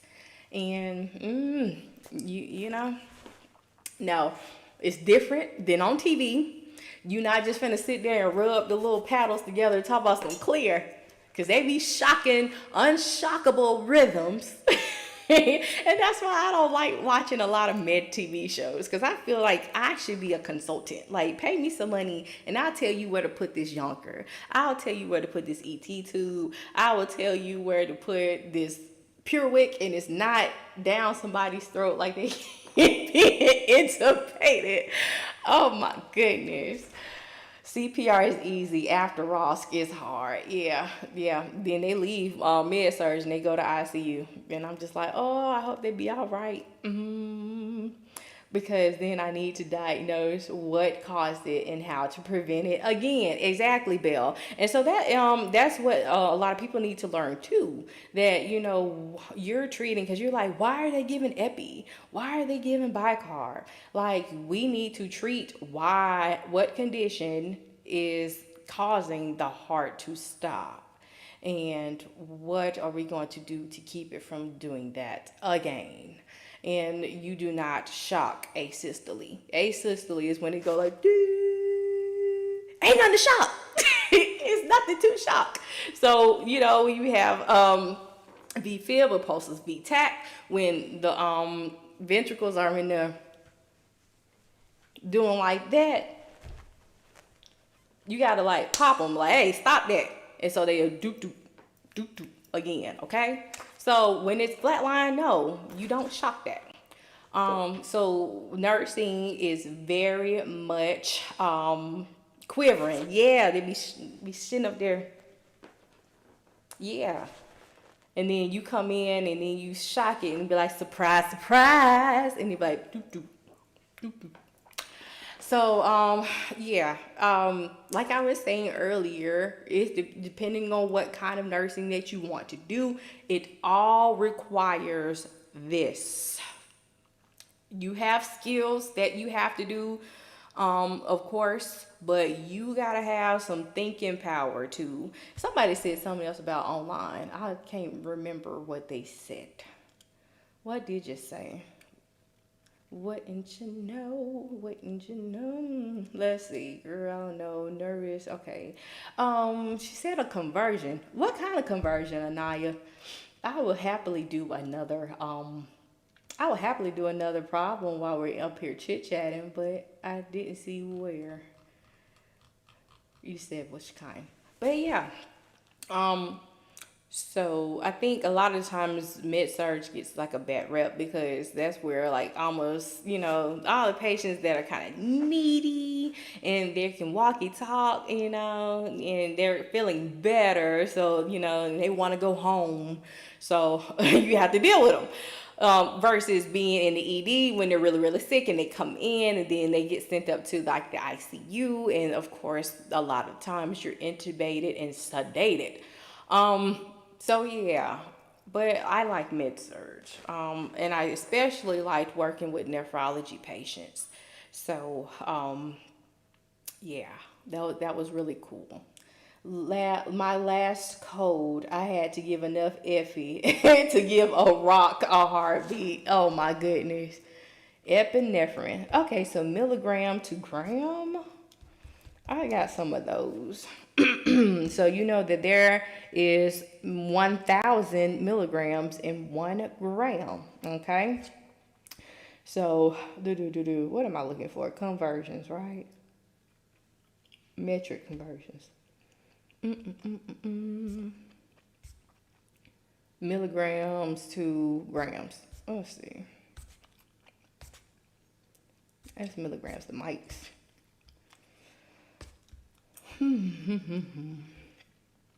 The way you would set it up, I don't know how far along. Okay, here we go. How far along you were when you joined the live, but when I do dimensional analysis, and you can even do these with ratio and proportion, but it doesn't work for desired over half. But when I do my problems, I like to start with what it is that I'm looking for. So if I'm looking for grams, I'm going to start with grams. So we know that 1 gram is 1,000 milligrams. I like to also write my conversions on the side so I can see what I'm working with. Show me what you're working with, all right? So 1 gram is 1,000 mgs. Mgs are at the bottom. We need mgs to go to the top. So mgs are going to go to the top. And we'll use this right here. So 325 milligrams crossed out. So then that'll be 325 divided by 1,000. And then you're going to move your decimal space over. And that's how many grams you have. So I've come up with this little saying. Little large left, might to slight right. So if you're going from a smaller unit to a larger unit, you would go move your decimal spaces to your left. If you're going from a larger unit of measure to a smaller unit of measure, then you will move it to the right. So this one is going from little to large. So it'll be 3 decimal spaces to the left. So it is going 1 step. So 1 step, because it's 1,000 mgs, you can do that. 1, 2, 3. And then just simply move it that way. Okay? So that's just another little trick. All right. So how long do you have to be an LPN to start entering school? Some schools let you like go right off the bat. I know a lot of people, let me see, nurse chat. A lot of people just go ahead and whoop back in there. They work as an LPN because they say they want to work as a nurse and get experience, stack some money up or whatever after they, get out of school, which I don't blame them. But I think some people can go just like go right back. I'm in the LPN program and I would like to become a wound care nurse. That's within your scope of practice as an LPN. as you can see my stats. So before I was a nurse, I was a pharmacy technician. It wasn't hands-on enough for me because I wanted to be a pharmacist, but one of the prerequisites was physics. No, thank you. So, and then I worked in the pharmacy and it wasn't hands-on enough for me. So that's how I learned a lot of my drugs, a lot of my calculations. And then here we go with nursing. So I was LPN. Then I went back for my associates, and then I got my bachelor's. But in a long-term care setting, and even in the hospital, you can do wound care as an LPN. Of course, always check with your board of nursing in your state that you're in, because that is what, you would be held to. That is what's going to tell you exactly everything that you can and cannot do as an RN or an LPN. That's your scope of practice. So that would be a cool thing to do. I like wounds. I don't see some really, really gnarly wounds. Now, some of them, like the aroma, it's kind of burned into your brain, and you just can't ever forget it. But you're like, how did this happen? And it's really amazing, like how things can happen to the body and how the body can heal itself. If they do get better. But yeah, that'll be a cool thing to do. And we need nurses. So thank you for going to school and wanting to do wounds. Do I have to do micrograms too? You're lucky you don't need to calculate with drip sets in it. Okay. And is it possible to work more than one specialty? I want to do NICU, but also peds ICU. You can switch specialties, and in nursing you can do whatever you want to do, baby. If you want to cross train, and thank you, Lioness Beauty, for the roses. I really do appreciate that. I didn't see it when it came up, and I just looked up there. Appreciate it. You can cross train. You can move. Once you have that under your belt, then you can pick up. And especially with me, like I traveled. If you had, I knew a traveler who had med-surg experience, but she also had ED. So she can go down to the ED or she can do med-surg. So yeah, you sure could. You sure could cross-train. Yep.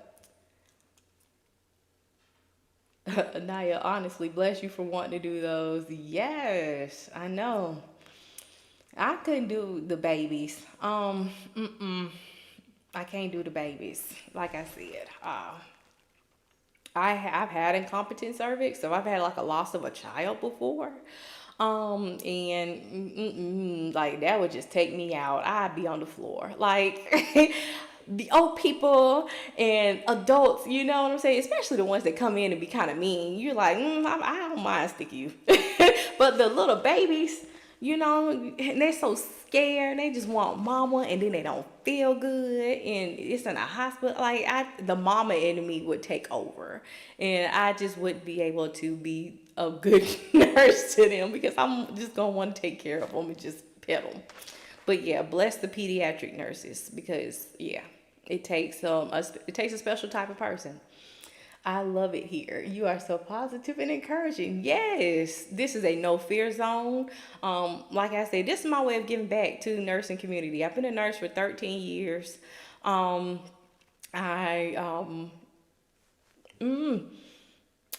just placed it on my heart, and here we are. Here we is. Surprise, surprise. But no, nursing school is hard enough, and nursing is hard enough as well too. Like I said, you see a lot of content creators, and they come on, and they have stories to tell in their experiences. So you never want to take away from that. But I just know that people will people. Your coworkers, they go home and they are people. You don't know what they're going through. Your patients, especially some of the stories that they come in with, and you like, I see why, and people are gonna people until Jesus come back. People gonna people, So, like I said, you just have to remain positive. It's okay to get stressed and overworked and overwhelmed and feel that way and express that, because you have that right, and it can get tough. People are afraid of not having jobs when they graduate. Where? Look, let me know so we can split this referral fee.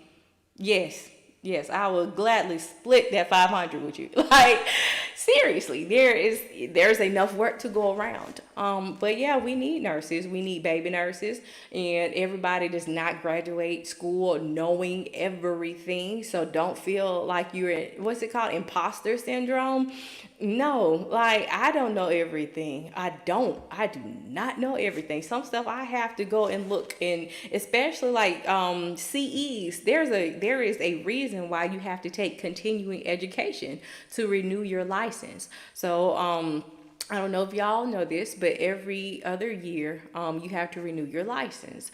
And in order to do so, you have to have credits, which are called continuing education.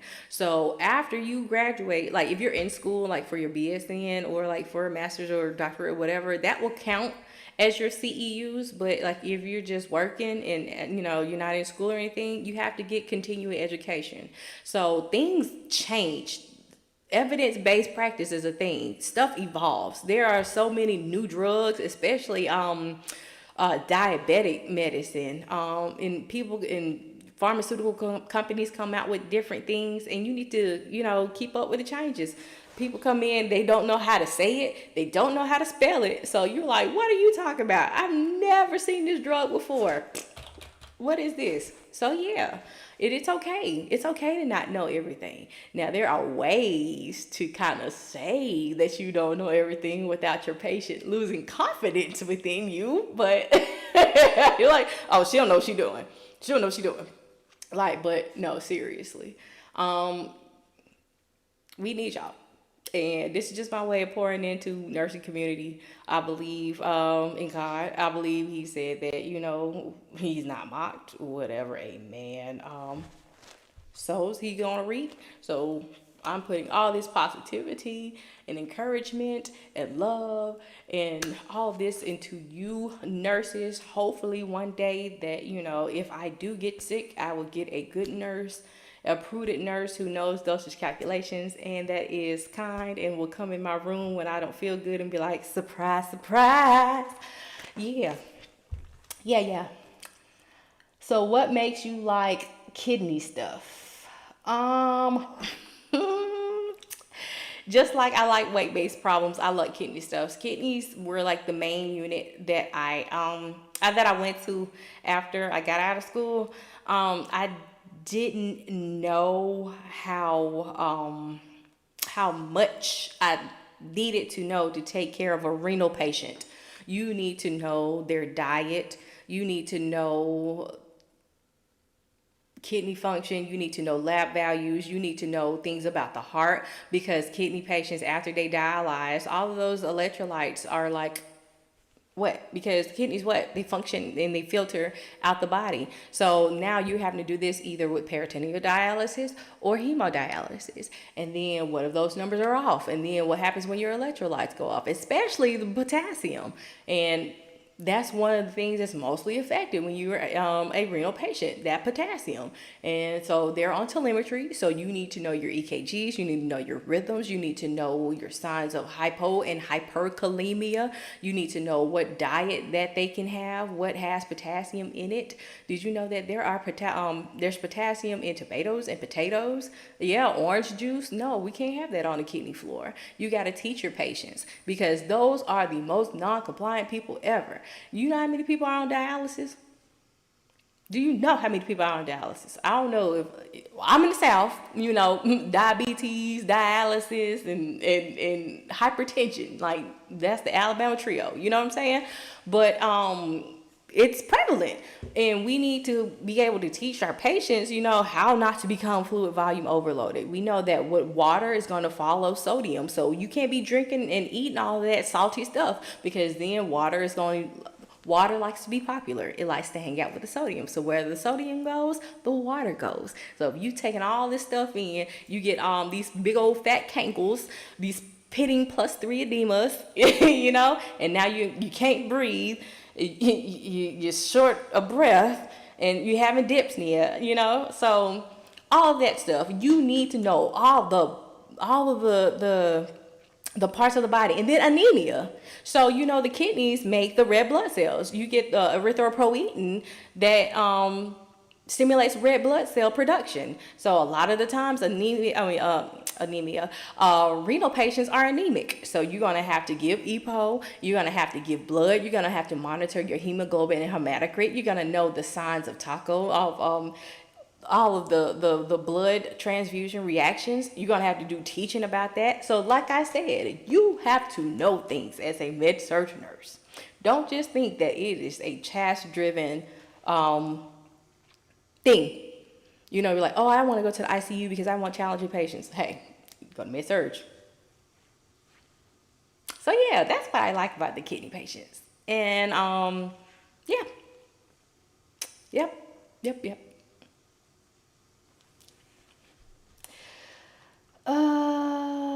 Let's see what we have over here. I have to take fundamentals is okay to retake, and like, okay, I'm gonna tell you. Okay, everybody can eat. Honestly, CMEs are amazing. Yep, the rabbit hole. She said she gonna take care of me. Yes, 3.5 to 5 is your potassium range. How do I learn electrolytes? Mike Linares, Simple Nursing.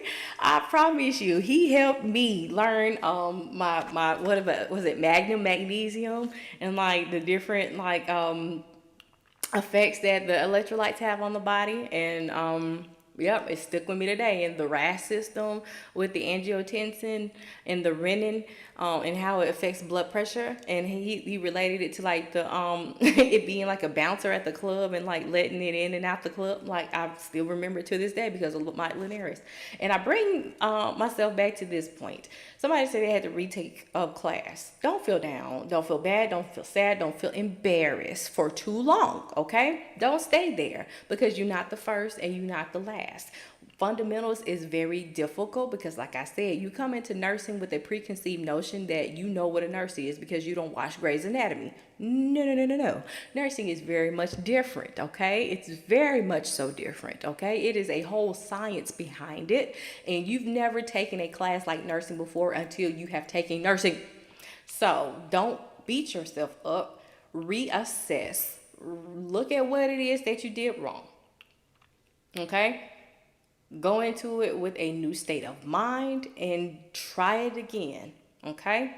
Get into these groups. Get into your study groups.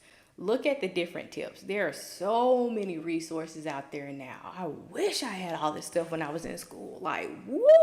Like, I did pretty good. You know, I had 3 point something when I graduated. But I could have been like, And then even me, in my last semester of LPN school, I had to retake a class. It was a class of like 21 people and 7 passed. And we was like, what in the what? Yeah. So I say this to say delay is not denial. Your path is not everybody else's path. You know, if I was embarrassed and just stayed where I was and sad and mad, depressed, all of that, I wouldn't be here today helping use guys with dosage calculations, trying to get y'all out of school, okay? Okay? I've been a nurse for 13 years now. 13 whole years. It'll be years. It'll be 14 years in March, okay? So, I'm done with that. Why does everyone hate on me, sir? I told you because these patients be up here walkie-talkie and asking for stuff, and you got to work. All right, I'm ready to take farm again for the win this time. Yes, I love the attitude. Okay, and then Junior, I think his name was Junior. Do questions, practice questions. That's the only way you're going to get better at nursing questions is to do nursing questions and look at the rationales if they're available. Yep, can you spell Mike Linares? Just type in simple nursing. That's his stuff. Oh, and I think he was on a podcast with Nurse Jessica, and what's the other nurse name? Angie? I don't know. But they have a podcast, and he was on there, and he was like, man, I was so horrible at school. And I was like, bro, you helping all of these nursing school students out, and you weren't good at school, like failed out. I was like, wow. Blew my mind. But that's just to say, man, like, this is different. It's different. Nursing school is different. It's very much so its own entity.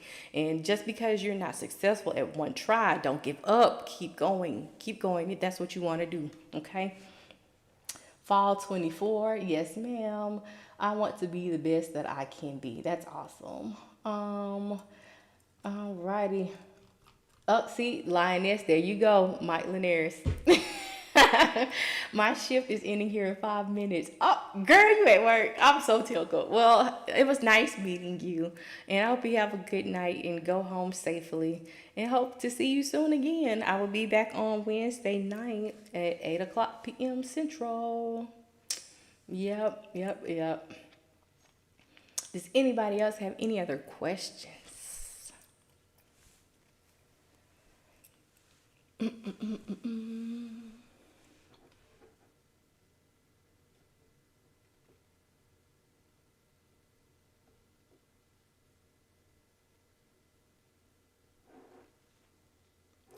Surprise, surprise. Surprise. Did I work during school? Yes, I did work during school. I worked during LPN school. So when I was in LPN school, I was a pharmacy technician. I worked full time. I just went after class, and they really worked with my schedule. And then when I was in LPN, I did home health. So I had one patient at that point in time, and it was Monday through Friday, and I went in at 8 and got it off at 3, and then I drove about 45 minutes to the other side of town and went to class from 4 to 9. And then on Tuesdays and Wednesdays, okay, so class was Monday and Thursday were class. And then Tuesday and Wednesday was clinicals at the hospital. So I was a tired soul because I was a wife and a mama too. But we got through it. But that's gone now. These are the days now. Those are the days. We're here now. Just get through it. Just get through it. Just go. And you look back and you say, I did that. Thank you, God, for strengthening me and keeping me. And you realize you can do some things, that you didn't think that you could do, but you're doing them.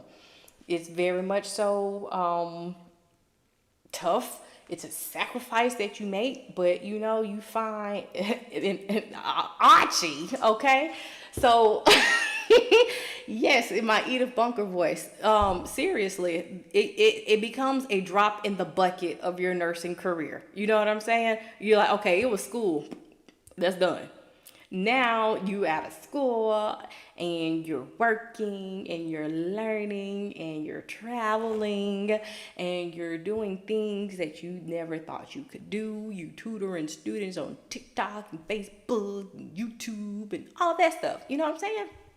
So yeah, I had a lot of sleepless nights just to come up 6 points, but that's okay because Trinette, you're not the first, you're not the last, and you gave it your all. Sometimes you have to look back at things and I don't know what it is, but when you're in school, it seems like everything that can go wrong will go wrong. Like both of my grandparents, both times that I were in school, had gotten bad sick.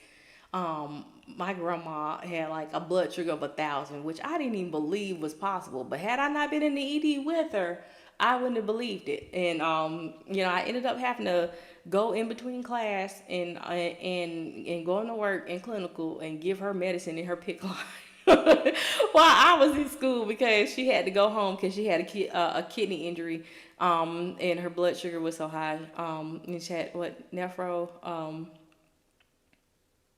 pyelonephritis. Sorry. So yeah, that was wild. But everything happens for a reason. Everybody's path is not your path. Had I graduated in August instead of December that year, who knows what would have happened? That wasn't for me to be done with school then. That wasn't for me to, you know what I'm saying? So, all things are working for the good of those who love the Lord and are called according to his purpose. So I know you're disappointed. I know it hurts. I know it sucks. You've sacrificed so much, but please, lady, don't stay there. Don't stay there. Feel all your feelings, because it's important to get your feelings out. And I hate the narrative that people think you have to just be so strong all the time. You don't have to be so strong all the time. You are human. You know what I'm saying? Especially like for me, I'm speaking as a woman. You know, we're supposed to be tough. You know, you're a mama, you're a wife, you got tough. You can feel how you need to be feeling. You know, it's disappointing, but don't stay there. Okay, get back up. I went to class in pajamas, in pajama pants and tennis shoes, like what? Because I called my dean and I said, "Do you have a space available?" And so I won't have to wait till a whole year. She said, "Yeah, if you can go today, they're having orientation." Baby, I got in that car so fast. I never showed up in class like that, but I was that day because I was gonna be there. But I say this, you know, to say I never would have been here had I not been through all of the trials and adversities and tribulations that I've been through. All of those things contributed to make me who I am, to give me outlook, and to give a testimony, to even talk to students. Because if I never would have had an embarrassing failing moment, how could I tell somebody who is, you know, feeling that way how to feel? You cannot. So it was for a reason. Yep, you did. Okay, good for you. You reapplied and you did your letter for intent. And I pray everything goes well the next time, and that, you know, you've seen this, and so it will come more easily to you, and that you will have success. That is my sincere prayer for you. Amen. All right, you guys, it's 10:01 my time. I know it's probably 11 o'clock Eastern time. And yeah, it's time to go to bed. My director of nursing said, she repeated too, I'm telling you, I am telling you, you're not the first and you're not the last. So don't feel any type of way. Like, oh, I don't know if I want to be a nurse. I'm not smart enough. This, this, this. No, no, no. Nope, that's just a trick of the enemy. You keep going. Yolanda, yes, you have a great night too. God bless you. And I will enjoy my holiday. TC, love you too. And she's now a doctor. Yeah, exactly. All right, you guys. So it looks like we're getting up on out of here. And I am just going to pray us out like I always do. God, I thank you for today. I thank you for this time, this moment, this hour, that I was able to come forth and commune with your people. I thank you for being a loving God, a merciful God, an understanding God. You said you didn't send us a high priest who didn't understand what we were going through, and that you know how we feel, and that you empathize with us, and that you are a comforter to us. You're a counselor to us, Lord. You're everything that we need and more. I thank you for these nursing students and these healthcare professionals. I thank you for their willingness to want to take care of people, Lord. And I just pray that you come into their hearts and their minds and give them determination, give them strength, that you erase doubt and fear and anxiety. I pray that you bless their finances, their family, their houses, their transportation as they are in school. I ask that a hedge of your angels just come and protect them as they go along this journey, Lord, as they're going in and out the hospitals. Keep them safe, keep them healthy, keep their mind in perfect peace, Lord God. You said you focus on the kingdom first, and all these other things will come added unto you after all of that. And we just believe it in it. We thank you for the ability to come to you through Jesus and his blood that allows us to ask for forgiveness. And we ask that you just take everything out of us that is not like you, and that you just make us whole and make us right, Lord. It's in this holiday season that we just want to thank you again for sending him on our behalf to make us right with you.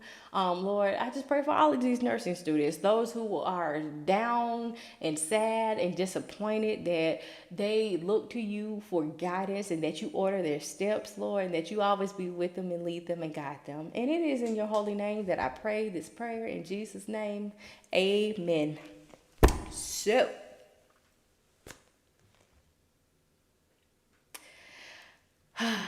y'all, Have a great week. I will see you Wednesday night. If you have any requests coming up for Wednesday, you can leave them in the comment. My website again is AVRN Tutoring. If you would like a session for the divisional analysis, you can go and sign up there too. My DM is open. My email is right there. Boom, boom, boom, boom. So yeah, y'all have a good rest of y'all's week. I enjoy meeting the people who I have not met before, and y'all go forth and be great and have a good night. See y'all later. You're welcome. You're welcome. Have a good night.